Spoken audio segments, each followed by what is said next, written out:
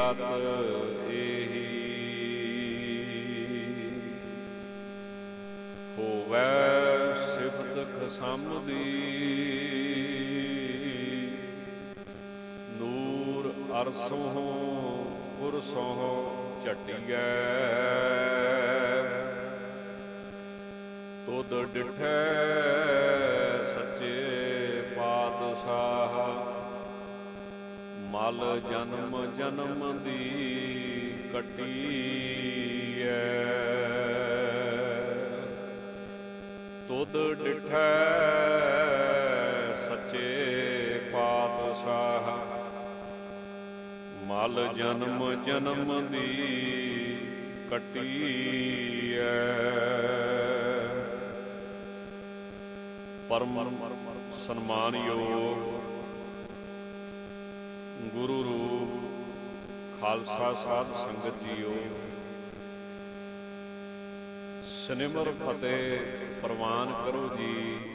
ਵਾਹਿਗੁਰੂ ਜੀ ਕਾ ਖਾਲਸਾ, ਵਾਹਿਗੁਰੂ ਜੀ ਕੀ ਫਤਿਹ। ਸ਼ਹੀਦਾਂ ਦੇ ਸਰਤਾਜ ਬਾਣੀ ਕੇ ਬੋਹਿਤ ਨਿਮਰਤਾ ਦੇ ਪੁੰਜ ਵਾਹਿਗੁਰੂ ਪਰਮੇਸ਼ਰ ਦੇ ਭਾਣੇ ਨੂੰ ਮਿੱਠਾ ਕਰਕੇ ਮੰਨਣ ਵਾਲੇ ਧੰਨ ਗੁਰੂ ਅਰਜਨ ਦੇਵ ਸਾਹਿਬ ਮਹਾਰਾਜ ਇੱਕ ਗੱਲ ਸਾਨੂੰ ਸਮਝਾਉਂਦੇ ਨੇ ਕਿ ਵਾਹਿਗੁਰੂ ਪਰਮੇਸ਼ਰ ਨੂੰ ਆਪਣੀ ਮੱਤ ਦੇ ਮੁਤਾਬਕ ਨਾ ਤੋਲੋ। ਇਹ ਨਾ ਸਮਝੋ ਕਿ ਆਪਣੀ ਮੱਤ ਦੇ ਮੁਤਾਬਕ ਤੁਸੀਂ ਉਸ ਵਾਹਿਗੁਰੂ ਦੇ ਕੌਤਕਾਂ ਨੂੰ ਸਮਝ ਸਕਦੇ ਹੋ।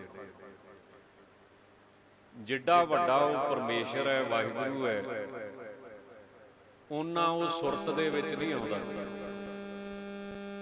ਜਿੰਨਾ ਉਹ ਸੁਰਤ ਦੇ ਵਿੱਚ ਆਉਂਦਾ ਹੈ, ਓਨਾ ਉਹ ਲਿਖਣ ਦੇ ਵਿੱਚ ਨਹੀਂ ਆਉਂਦਾ। ਜਿੰਨਾ ਉਹ ਲਿਖਣ ਦੇ ਵਿੱਚ ਆਉਂਦਾ ਹੈ, ਓਨਾ ਉਹ ਬੋਲਣ ਦੇ ਵਿੱਚ ਆਉਂਦਾ ਹੀ ਨਹੀਂ।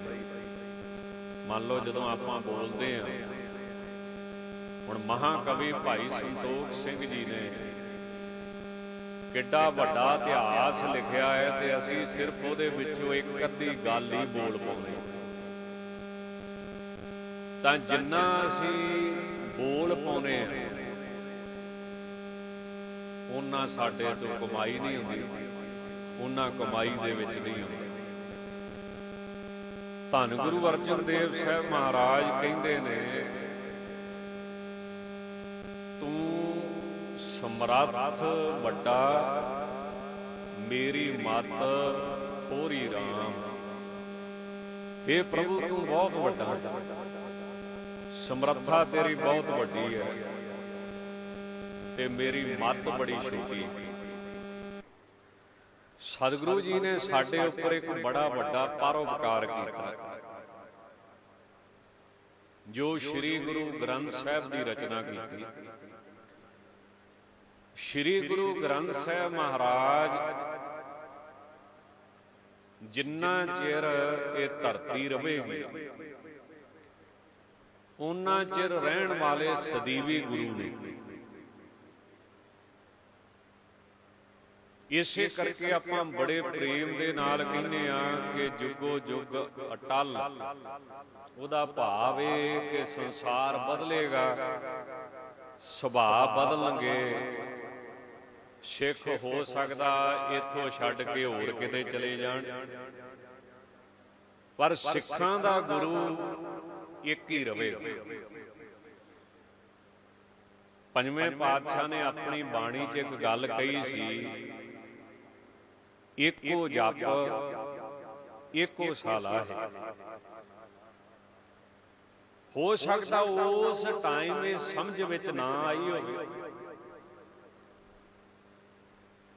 ਇੱਕ ਨੂੰ ਕਿੱਦਾਂ ਜਪਾਂਗੇ, ਇੱਕ ਨੂੰ ਕਿੱਦਾਂ ਸਲਾਵਾਂਗੇ। ਜਾਂ ਗੁਰੂ ਗ੍ਰੰਥ ਸਾਹਿਬ 'ਚ ਬਾਣੀ ਆਵੇਗੀ, ਇੱਕਾ ਬਾਣੀ ਇੱਕ ਗੁਰ, ਇੱਕ ਹੀ ਗੁਰੂ ਹੈ। ਸਤਿਗੁਰੂ ਜੀ ਨੇ ਇਸ ਨੂੰ ਅਮਲੀ ਜਾਮਾ ਪਹਿਨਾਉਂਦੇ ਹੋਏ ਧੰਨ ਗੁਰੂ ਗ੍ਰੰਥ ਸਾਹਿਬ ਨੂੰ ਗੱਦੀ ਦਿੱਤੀ ਤੇ ਸਦੀਵੀ ਹਮੇਸ਼ਾ ਵਾਸਤੇ ਸਿੱਖਾਂ ਦਾ ਗੁਰੂ ਇੱਕ ਬਣਾ ਦਿੱਤਾ। ਨਹੀਂ ਤੇ ਬੜਾ ਵੱਡਾ ਚੱਕਰ ਪਿਆ ਕਰਨਾ ਸੀ। ਵੈਸੇ ਕਈ ਮਹਾਂਪੁਰਸ਼ ਤੇ ਇਸ ਤਰ੍ਹਾਂ ਦੇ ਨੇ, ਉਹ ਹਰ ਚੀਜ਼ ਦੀ ਇੱਛਾ ਛੱਡ ਦਿੰਦੇ। ਮੰਨ ਲਓ ਕੋਈ ਚੀਜ਼ ਬਣਾਉਣੀ ਹੈ, ਇਹ ਵੀ ਤੇ ਇੱਕ ਫੁਰਨਾ ਹੀ ਹੈ, ਤੇ ਪਰਉਪਕਾਰ ਕਰਨ ਵਾਸਤੇ ਸੰਤ ਸਾਧੂ ਲੋਕ ਇਹ ਫੁਰਨਾ ਸਗੋਂ ਮਹਾਰਾਜ ਤੋਂ ਮੰਗਦੇ ਆ ਵੀ ਸਾਡੇ ਤੋਂ ਤੁਸੀਂ ਸੇਵਾ ਲਓ। ਪਰ ਕਈ ਮਹਾਂਪੁਰਸ਼ ਐਸੇ ਨੇ ਉਹ ਇਹ ਵੀ ਫੁਰਨਾ ਛੱਡ ਦਿੰਦੇ, ਬਣਾਉਣ ਦਾ ਫੁਰਨਾ ਵੀ ਨਹੀਂ। ਕਈ ਮਹਾਂਪੁਰਸ਼ ਐਸੇ ਨੇ, ਸ਼੍ਰੀਮਾਨ ਸੰਤ ਬਾਬਾ ਸਤਨਾਮ ਸਿੰਘ ਜੀ ਸ੍ਰੀ ਅੰਮ੍ਰਿਤਸਰ ਸਾਹਿਬ ਵਾਲੇ, ਕੋਈ 100 ਸਾਲ ਦੇ ਕਰੀਬ ਉਹਨਾਂ ਦੀ ਉਮਰ ਹੋ ਚੱਲੀ ਹੈ। ਬੜੇ ਮਹਾਂਪੁਰਸ਼ ਨੇ, ਜਿਵੇਂ ਆਪਾਂ ਕਹਿ ਦਿੰਦੇ ਵੀ ਬ੍ਰਹਮ ਨੇਸ਼ਟੀ ਬ੍ਰਹਮ ਸਰੋਤਰੀ।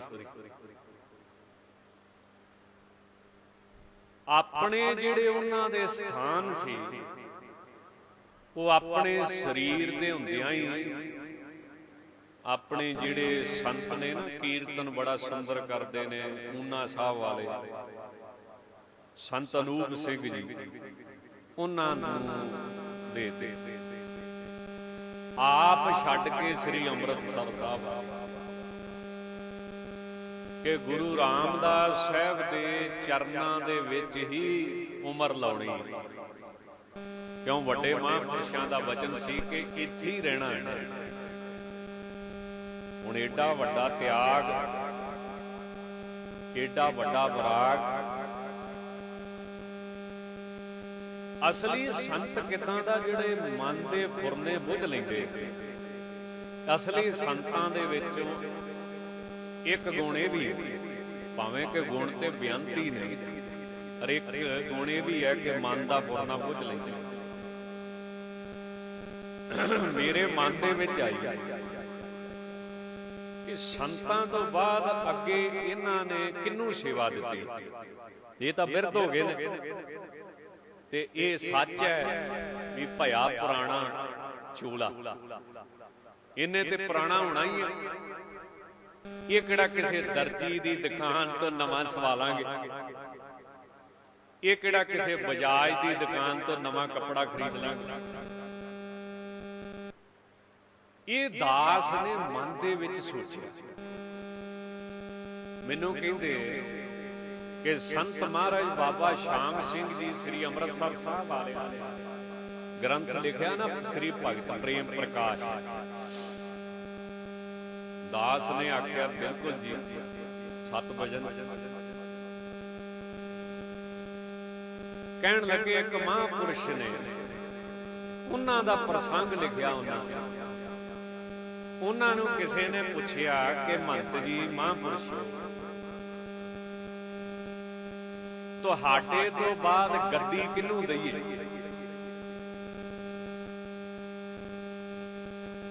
ਉਹ ਹੱਸ ਕੇ ਕਹਿਣ ਲੱਗੇ, ਤੁਹਾਨੂੰ ਨਹੀਂ ਪਤਾ ਗੱਦੀ ਕਿਹਦੇ ਕੋਲੇ? ਗੱਦੀ ਤੇ ਪਹਿਲਾਂ ਹੀ ਸ੍ਰੀ ਗੁਰੂ ਗ੍ਰੰਥ ਸਾਹਿਬ। ਉਹ ਕਹਿਣ ਲੱਗੇ, ਉਹਨਾਂ ਨੇ ਸੋਚਿਆ ਵੀ ਮਹੰਤ ਜੀ ਬਿਰਧ ਹੋ ਗਏ, ਸਮਝ ਨਹੀਂ ਆਈ। ਅਸੀਂ ਜਿਹੜਾ ਆਪਾਂ ਗੱਲ ਕਰਨੀ ਚਾਹੁੰਦੇ ਉਹ ਇਹਨਾਂ ਨੂੰ ਸਮਝ ਨਹੀਂ ਪਈ। ਮਹਾਰਾਜ ਜੀ, ਤੁਹਾਡੇ ਤੋਂ ਬਾਅਦ ਪੱਗ ਕਿਹਨੂੰ ਦਈਏ? ਉਹ ਕਹਿੰਦੇ, ਪੱਗ ਤੇ ਸੰਗਤ ਦੀ ਹੁੰਦੀ ਹੈ, ਜਿਹਨੂੰ ਮਰਜ਼ੀ ਦੇ ਲੂਗੀ, ਤੁਹਾਨੂੰ ਕੀ ਟੈਨਸ਼ਨ ਪਈ ਹੈ? ਵੇਖੋ ਕਿੱਦਾਂ ਦੇ ਮਹਾਂਪੁਰਸ਼। ਇਹ ਵੀ ਫੁਰਨਾ ਛੱਡ ਦਿੱਤਾ ਕਿ ਮੇਰੇ ਤੋਂ ਬਾਅਦ ਕੀ ਹੋਵੇ। ਇਹ ਫੁਰਨਾ ਮਰਦਾ ਨਹੀਂ ਆ ਕਿਸੇ ਦਾ ਵੀ। ਗ੍ਰਸਤੀ ਨੂੰ ਤੇ ਸਾਰੀ ਉਮਰ ਇਹੀ ਟੈਨਸ਼ਨ ਪਈ ਰਹਿੰਦੀ ਵੀ ਮੇਰੇ ਤੋਂ ਬਾਅਦ ਇਹ ਪਤਾ ਨਹੀਂ ਕਿੱਦਾਂ ਕੰਮ ਚਲਾਉਣਾ। ਇਦਾਂ ਦੇ ਮਹਾਂਪੁਰਸ਼, ਇਦਾਂ ਦੇ ਸਤਿਪੁਰਸ਼,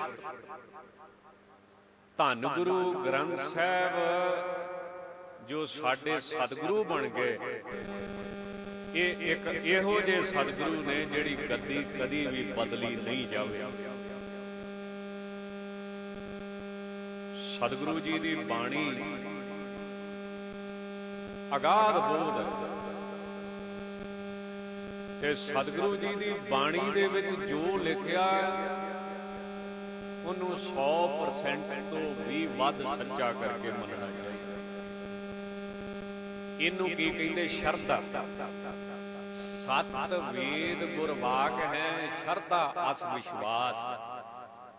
ਸ਼ਰਧਾ ਕਹਿ ਲੋ, ਵਿਸ਼ਵਾਸ ਕਹਿ ਲੋ। ਸੰਤ ਨਿਸ਼ਚਲ ਦਾਸ ਜੀ ਮਹਾਰਾਜ ਨੇ ਸ਼ਰਧਾ ਦੀ ਵਿਆਖਿਆ ਕੀਤੀ ਵੀ ਸ਼ਰਧਾ ਕਿਹਨੂੰ ਕਹਿੰਦੇ, ਵਿਸ਼ਵਾਸ ਕਿਹਨੂੰ ਕਹਿੰਦੇ। ਜਿਵੇਂ ਮੇਰੇ ਤੋਂ ਪਹਿਲਾਂ ਬਾਬਾ ਜੀ ਬੜੇ ਪ੍ਰੇਮ ਦੇ ਨਾਲ ਦੱਸਦੇ ਪਏ ਸੀ, ਧੰਨ ਭਗਤ ਧੰਨਾ ਸਾ। ਗੁਰੂ ਜੋ ਕਹਿੰਦਾ ਉਹ ਬਿਲਕੁਲ ਸੱਚ ਹੈ ਤੇ ਜੋ ਬਾਣੀ ਹੈ ਇਹ ਬਿਲਕੁਲ ਸੱਚ ਹੈ। ਇਹਨੂੰ ਕੀ ਕਹਿੰਦੇ ਆ? ਸ਼ਰਧਾ, ਵਿਸ਼ਵਾਸ। ਉਹ ਲਿਖਦੇ ਨੇ, ਕਹਿੰਦੇ ਨੇ, ਬੜੇ ਪ੍ਰੇਮ ਦੇ ਨਾਲ ਸਮਝਾਉਂਦੇ ਨੇ ਕਿ ਜਿੰਨਾ ਚਿਰ ਇਹ ਸ਼ਰਧਾ ਕਿਸੇ ਪਾਸ ਨਹੀਂ, ਉਹਨਾਂ ਚਿਰ ਪਰਮਾਤਮਾ ਕਿਸੇ ਨੂੰ ਮਿਲਦਾ ਨਹੀਂ, ਕਿਸੇ ਨੂੰ ਪ੍ਰਾਪਤ ਨਹੀਂ ਹੋ ਸਕਦਾ। ਬਾਬਾ ਜੀ ਕਮਰੇ 'ਚ ਬੈਠੇ, ਇੱਕ ਬੜਾ ਗਲਤ ਪ੍ਰਚਾਰ ਕੀਤਾ ਜਾਂਦਾ, ਧੰਨ ਬਾਬਾ ਨੰਦ ਸਿੰਘ ਜੀ ਫੋਟੋ ਪੂਜਦੇ ਰਹੇ। ਨਹੀਂ, ਉਹਨਾਂ ਫੋਟੋ ਨਹੀਂ ਪੂਜੀ, ਫੋਟੋ ਨਕਲੀ ਆ, ਅਸਲੀ ਨਹੀਂ ਆ। ਬਾਬਾ ਨੰਦ ਸਿੰਘ ਜੀ ਨੇ ਪਹਿਲਾਂ ਗੁਰੂ ਗ੍ਰੰਥ ਸਾਹਿਬ ਚੋਂ ਗੁਰੂ ਨਾਨਕ ਨੂੰ ਪ੍ਰਗਟ ਕੀਤਾ ਕਿ ਨਹੀਂ ਕੀਤਾ? ਉਹ ਜਿਹੜਾ ਗੁਰੂ ਨਾਨਕ ਆਪ ਨਾਰਾਇਣ ਗੁਰੂ ਗ੍ਰੰਥ ਸਾਹਿਬ ਚੋਂ ਪ੍ਰਗਟ ਹੋਇਆ, ਉਹ ਫੋਟੋ ਬਣਾ ਕੇ ਫੇਰ ਲਾਈ। ਸਾਡੇ ਵਾਲੀਆਂ ਫੋਟੋਆਂ ਨਹੀਂ ਉਹਨਾਂ ਲਾਈਆਂ। ਕਿਉਂ ਝੂਠ ਮਾਰਦੇ ਹੋ ਵੀ ਗੁਰੂ ਨਾਨਕ ਸਾਹਿਬ ਫੋਟੋ, ਬਾਬਾ ਨਾਨਕ ਸਿੰਘ ਜੀ ਫੋਟੋ ਪੁੱਜਦੇ? ਇਹ ਬੜਾ ਗਲਤ ਪ੍ਰਚਾਰ ਹੈ ਤੇ ਇਹਦਾ ਕੋਈ ਜਵਾਬ ਨਹੀਂ ਦਿੰਦਾ। ਤੇ ਜਵਾਬ ਭਾਵੇਂ ਸਾਡੇ ਸਾਹਮਣੇ ਹੀ ਆ। ਉਹਨਾਂ ਉਸ ਗੁਰੂ ਨਾਨਕ ਨੂੰ ਪੂਜਿਆ ਜਿਹੜਾ ਗੁਰੂ ਗ੍ਰੰਥ ਸਾਹਿਬ 'ਚ ਉਹਨਾਂ ਨੇ ਪ੍ਰਗਟ ਕੀਤਾ, ਫਿਰ ਉਹਦੀ ਉਹਨਾਂ ਫੋਟੋ ਬਣਵਾਈ ਆਪਣੀ ਭਾਵਨਾ ਅਨੁਸਾਰ। ਤੇ ਜੇ ਅਸਲੀ ਗੁਰੂ ਮਹਾਰਾਜ ਦੇ ਦਰਸ਼ਨ ਹੋਣ ਤੇ ਤੁਸੀਂ ਉਹਦੀ ਫੋਟੋ ਬਣਾ ਲਓ ਤੇ ਉਹ ਨਕਲੀ ਕਿੱਦਾਂ ਹੋਈ? ਮੰਨ ਲਓ ਤੁਹਾਨੂੰ 10ਵੇਂ ਪਾਤਸ਼ਾਹ ਦਰਸ਼ਨ ਦਿੰਦੇ ਨੇ, ਤੁਸੀਂ 10ਵੇਂ ਪਾਤਸ਼ਾਹ ਨੂੰ ਕਹੋ ਮਹਾਰਾਜ ਮੈਂ ਆਪ ਜੀ ਦਾ ਚਿੱਤਰ ਬਣਵਾ ਲਾਂ, ਤੇ ਉਹ ਝੂਠਾ ਕਿੱਦਾਂ ਹੋਇਆ? ਧੰਨ ਬਾਬਾ ਬਿਧੀ ਚੰਦ ਸਾਹਿਬ ਨੇ ਗੁਰੂ ਹਰਗੋਬਿੰਦ ਸਾਹਿਬ ਦੀ ਫੋਟੋ ਬਣਵਾਈ ਹੈ, ਆਪ ਬੇਨਤੀ ਕਰਕੇ ਬਣਵਾਈ ਕਿ ਮਹਾਰਾਜ ਬਣਾ ਲਈਏ, ਭਾਵੇਂ ਕਿ 5 ਭੌਤਿਕ ਸਰੀਰ ਸਦਾ ਨਹੀਂ ਰਹਿਣਾ, ਪਰ ਇੱਕ ਯਾਦ ਰਵੇਗੀ ਅੱਜ ਵੀ ਉਹ ਸੁਰ ਸਿੰਘ ਪਈ ਹੈ। ਧੰਨ ਗੁਰੂ ਹਰਗੋਬਿੰਦ ਸਾਹਿਬ ਦਾ ਜਿਹੜਾ ਅਸਲੀ ਚਿੱਤਰ ਮੰਨਿਆ ਜਾਂਦਾ। ਭਾਈ ਬੁਲਾਕੀ ਦਾਸ ਦੇ ਮਾਤਾ ਜੀ ਨੇ ਧੰਨ ਗੁਰੂ ਤੇਗ ਬਹਾਦਰ ਸਾਹਿਬ ਨੂੰ ਬੇਨਤੀ ਕੀਤੀ ਕਿ ਮਹਾਰਾਜ ਮੈਂ ਆਪ ਜੀ ਦੀ ਫੋਟੋ ਬਣਵਾ ਲਾਂ। ਸਾਰੀ ਬਣ ਗਈ, ਨੇਤਰ ਨਾ ਬਣ। ਜਦੋਂ ਮਹਾਰਾਜ ਦੇ ਨੇਤਰਾਂ ਵੱਲ ਵੇਖੇ ਨੀਵੀਂ ਪੈ ਜੇ। ਮਹਾਰਾਜ ਨੇ ਆਖਿਆ ਮੈਨੂੰ, ਜਿਵੇਂ ਆਪਾਂ ਕਹਿ ਦਿੰਦੇ ਬ੍ਰਸ਼, ਇਹ ਮੈਨੂੰ ਬੜਾ ਮੈਂ ਆਪੇ ਬਣਾਉਣਾ। ਆਪਣੇ ਨੇਤਰ ਫਿਰ ਮਹਾਰਾਜ ਨੇ ਆਪ ਬਣਾਏ। ਅੱਜ ਵੀ ਤੁਸੀਂ ਦੇਖੋਗੇ ਗੁਰਦੁਆਰਾ ਸੀਸਗੰਜ ਦਿੱਲੀ ਰਕਾਬਗੰਜ ਸਾਹਿਬ ਦੇ ਭੂਰੇ ਚੋਂ ਲੱਗੀ ਹੋ, ਉਹ ਹੋਰ ਕੋਈ ਨਹੀਂ ਲਾਉਣਗੇ, ਉਹ ਲਾਉਣਗੇ। ਕਿਉਂ? ਉਹ ਭਾਈ ਬੁਲਾਕੀ ਦਾਸ ਦੇ ਮਾਤਾ ਜੀ ਨੇ ਬਣਾਈ। ਗੁਰਬਾਣੀ ਸੱਚ ਹੈ, ਗੱਲ ਤੇ ਸਿਰਫ ਇੰਨੀ ਆਪਣੀ ਗੱਦੀ ਦੀ ਚੱਲਦੀ ਪਈ ਸੀ। ਧੰਨ ਗੁਰੂ ਅਰਜਨ ਦੇਵ ਸਾਹਿਬ ਦਾ ਇੱਕ ਬਹੁਤ ਵੱਡਾ ਪਰਉਪਕਾਰ ਹੈ ਕਿ ਉਹ ਗੁਰੂ ਗ੍ਰੰਥ ਸਾਹਿਬ ਨੂੰ ਗੱਦੀ ਦੇ ਕੇ ਗਏ, ਜਿਹਦੇ ਵਿੱਚ ਇਹਨਾਂ ਤੋਂ ਬਿਨਾ ਹੋਰ ਕਿਸੇ ਪਾਸੇ ਗੱਦੀ ਦੁਬਾਰਾ ਜਾਵੇਗੀ ਨਹੀਂ। ਤੇ ਇਹ ਬਚਨ ਕਿੰਨੇ ਕੀਤੇ ਨੇ? ਇਹ ਸਤਿਗੁਰਾਂ ਨੇ ਪਹਿਲਾਂ ਕੀਤੇ ਸੀ ਵੀ ਇੱਕਾ ਬਾਣੀ, ਇੱਕ ਗੁਰ, ਏਕੋ ਜਪ, ਏਕੋ ਸਾਲਾਹ, ਏਕ ਸਿਮਰ, ਏਕੋ ਮਨ ਆਹ। ਹੁਣ ਉਸੇ ਧੰਨ ਗੁਰੂ ਗ੍ਰੰਥ ਸਾਹਿਬ ਦੇ ਵਿੱਚ ਅੱਜ ਜਿਹੜੇ ਸਤਿਗੁਰਾਂ ਨੂੰ ਆਪਾਂ ਯਾਦ ਕਰ ਰਹੇ ਹਾਂ, ਇਹਨਾਂ ਦੀ ਸਿਫਤ ਦੇ ਵਿੱਚ ਬਾ ਕਮਾਲ ਏਡੇ ਸੁੰਦਰ ਬਚਨ ਲਿਖੇ ਨੇ ਕਿ ਧੰਨ ਗੁਰੂ ਅੰਗਦ ਦੇਵ ਸਾਹਿਬ ਦੀ ਸਭਾ ਦੇ ਵਿੱਚ, ਉਹਨਾਂ ਦੀ ਸੰਗਤ ਦੇ ਵਿੱਚ ਰੱਬ ਦਾ ਨੂਰ ਝੜਦਾ ਸੀ, ਰੱਬ ਦੀ ਜੋਤ ਉੱਤੇ ਪ੍ਰਤੱਖ ਰਹਿੰਦੀ ਸੀ ਤੇ ਰੱਬ ਦੇ ਨੂਰ ਦੇ ਦਰਸ਼ਨ ਸੰਗਤ ਨੂੰ ਹੁੰਦੇ ਸੀ। ਤੇ ਧੰਨ ਗੁਰੂ ਅੰਗਦ ਦੇਵ ਸਾਹਿਬ ਦੀ ਏਡੀ ਵੱਡੀ ਕਮਾਈ ਸੀ ਕਿ ਜਿਹੜਾ ਵੀ ਸਤਿਗੁਰਾਂ ਦੀ ਨਿਗਾਹ ਦੇ ਅੱਗੇ ਆ ਜਾਂਦਾ ਸੀ, ਉਹਦੇ ਜਨਮਾਂ ਜਨਮਾਂ ਦੀ ਮੈਲ ਕੱਟੀ ਜਾਂਦੀ। ਇਹ ਇਤਿਹਾਸ ਗਵਾਹ ਹੈ ਜੀ ਕਿ ਰੋਗੀਆਂ ਦੀ ਸੋਗੀਆਂ ਦੀ ਲਾਈਨ ਲੱਗਦੀ ਸੀ ਕਿ ਜਦੋਂ ਗੁਰੂ ਅਮਰਦਾਸ ਸਾਹਿਬ ਅੰਮ੍ਰਿਤ ਵੇਲੇ ਆਪਣੇ ਸਿਮਰਨ ਚੋਂ ਉੱਠਣਗੇ, ਜਿਹਦੇ ਤੇ ਨਿਗਾਹ ਪੈ ਗਈ ਉਹਦਾ ਬੇੜਾ ਪਾਰ ਹੋ। ਤੇ ਇਹ ਗੁਰਬਾਣੀ ਵਿੱਚ ਵੀ ਲਿਖਿਆ, ਆਪਾਂ ਪੜ੍ਹਦੇ ਬੜੇ ਪ੍ਰੇਮ ਦੇ ਨਾਲ, ਹੋਵੇ ਸ਼ਿਵਤ ਖਸਮ ਦੀ ਨੂਰ ਅਰਸੋਂ ਕੁਰਸੋਂ ਝਟੀਐ, ਤੁਧ ਡਿਠੈ ਸੱਚੇ ਪਾਤਸ਼ਾਹ ਮਲ ਜਨਮ ਜਨਮ ਦੀ ਕੱਟੀਐ। ਦੇਖੋ ਇਹਦੇ ਨਾਲ ਇਸ ਮਨ ਕੋ ਮਲ ਲੱਗੀ, ਕਾਲਾ ਹੋਆ ਸਿਆਹ ਹੋ ਖੰਨਲੀ ਧੋਤੀ ਉਜਲੀ ਦਾ ਹੋਵੇ ਜੇ ਸੋ ਧੋਵਣ। ਇੱਥੇ ਉਦਾਹਰਣ ਦਿੱਤੀ ਹੈ ਕੋਲੂ ਨੂੰ ਸਾਫ਼ ਕਰਨ ਵਾਲੇ ਕੱਪੜੇ, ਉਹ ਇੰਨਾ ਗੰਦਾ ਹੋ ਚੁੱਕਾ ਹੈ ਉਹ ਸਾਫ਼ ਨਹੀਂ ਹੋ ਸਕਦਾ। ਪਰ ਨਾਲ ਹੀ ਗੁਰਬਾਣੀ ਜਵਾਬ ਦਿੰਦੀ ਹੈ, ਜੇ ਤੂੰ ਪੂਰੇ ਗੁਰੂ ਦੇ ਚਰਨ ਫੜਨੇ, ਪੂਰਾ ਗੁਰੂ ਤੇਰੇ ਤੇ ਆਪਣੀ ਮਿਹਰ ਭਰੀ ਨਿਗਾਹ ਪਾ ਦੇ, ਤਾਂ ਇਹ ਜਨਮਾਂ ਜਨਮਾਂ ਦੀ ਮੈਲ ਵੀ ਕੱਟੀ ਜਾ ਸਕਦੀ, ਕੋਈ ਵੱਡੀ ਗੱਲ ਨਹੀਂ। ਇਹ ਵੀ ਤੇ ਨਾਲ ਹੀ ਲਿਖਿਆ ਨਾ, ਤੁਧ ਡਿਠੇ ਸੱਚੇ ਪਾਤਸ਼ਾਹ ਮਲ ਜਨਮ ਜਨਮ ਦੀ ਕੱਟੀਏ। ਧੰਨ ਗੁਰੂ ਅੰਗਦ ਦੇਵ ਸਾਹਿਬ ਜੀ ਬਾਰੇ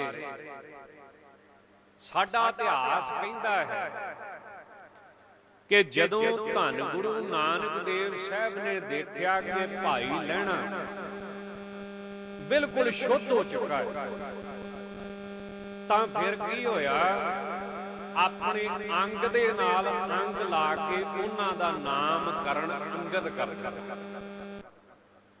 ਪਹਿਲਾਂ ਸਤਿਗੁਰੂ ਜੀ ਨੇ ਦੇਖਿਆ ਕਿ ਇਹ ਬਿਲਕੁਲ ਸ਼ੁੱਧ ਹੋ ਚੁੱਕੇ, ਫਿਰ ਆਪਣੇ ਨਾਲ ਰਲਾਇਆ। ਜਦੋਂ ਸ਼ੁੱਧ ਹੋ ਗਏ ਫਿਰ ਅੰਗ ਦੇ ਨਾਲ ਅੰਗ ਰਲਾਇਆ, ਮਿਲਿਆ, ਤੇ ਨਾਂ ਕੀ ਬਣ ਗਿਆ, ਅੰਗਦ। ਇਹ ਮੇਰਾ ਅੰਗ, ਜਿਵੇਂ ਸਾਡਾ ਸਰੀਰ, ਇਹ ਸਾਡੀ ਹੰਗਤਾ ਵਾ ਵੀ ਸਾਡਾ ਸਰੀਰ, ਇਦਾਂ ਗੁਰੂ ਅੰਗਦ ਦੇਵ ਸਾਹਿਬ ਗੁਰੂ ਨਾਨਕ ਦੇਵ ਸਾਹਿਬ ਦਾ ਅੰਗ ਹੈ, ਮਹਾਰਾਜ ਦਾ ਸਰੀਰ ਹੈ। ਹੁਣ ਇਸ ਸਰੀਰ 'ਚ ਮੈਂ ਬਹਿ ਸਕਦਾ, ਤੇ ਇਹ ਜਿਹੜਾ ਪਹਿਲਾ ਸਰੀਰ ਹੈ ਇਹ ਹੁਣ ਛੱਡ ਦੇਣਾ ਤੇ ਗੁਰੂ ਅੰਗਦ ਦੇਵ ਸਾਹਿਬ ਦੇ ਵਿੱਚ ਬਹਿਣਾ। ਆਪ ਹੈਰਾਨ ਹੋਵੋਗੇ। ਇੱਥੇ ਇੱਕ ਨੁਕਤਾ ਸਮਝੋ, ਜਦੋਂ ਸਤਿਗੁਰੂ ਜੀ ਨੇ ਵੇਖਿਆ ਵੀ ਬਿਲਕੁਲ ਸ਼ੁੱਧ ਹੋ ਚੁੱਕੇ, ਬਿਲਕੁਲ ਸ਼ੁੱਧ, ਸੂਖਮ ਜਿੰਨੀ ਹੰਗਤਾ ਨਹੀਂ ਰਹਿ ਗਈ ਜੀ।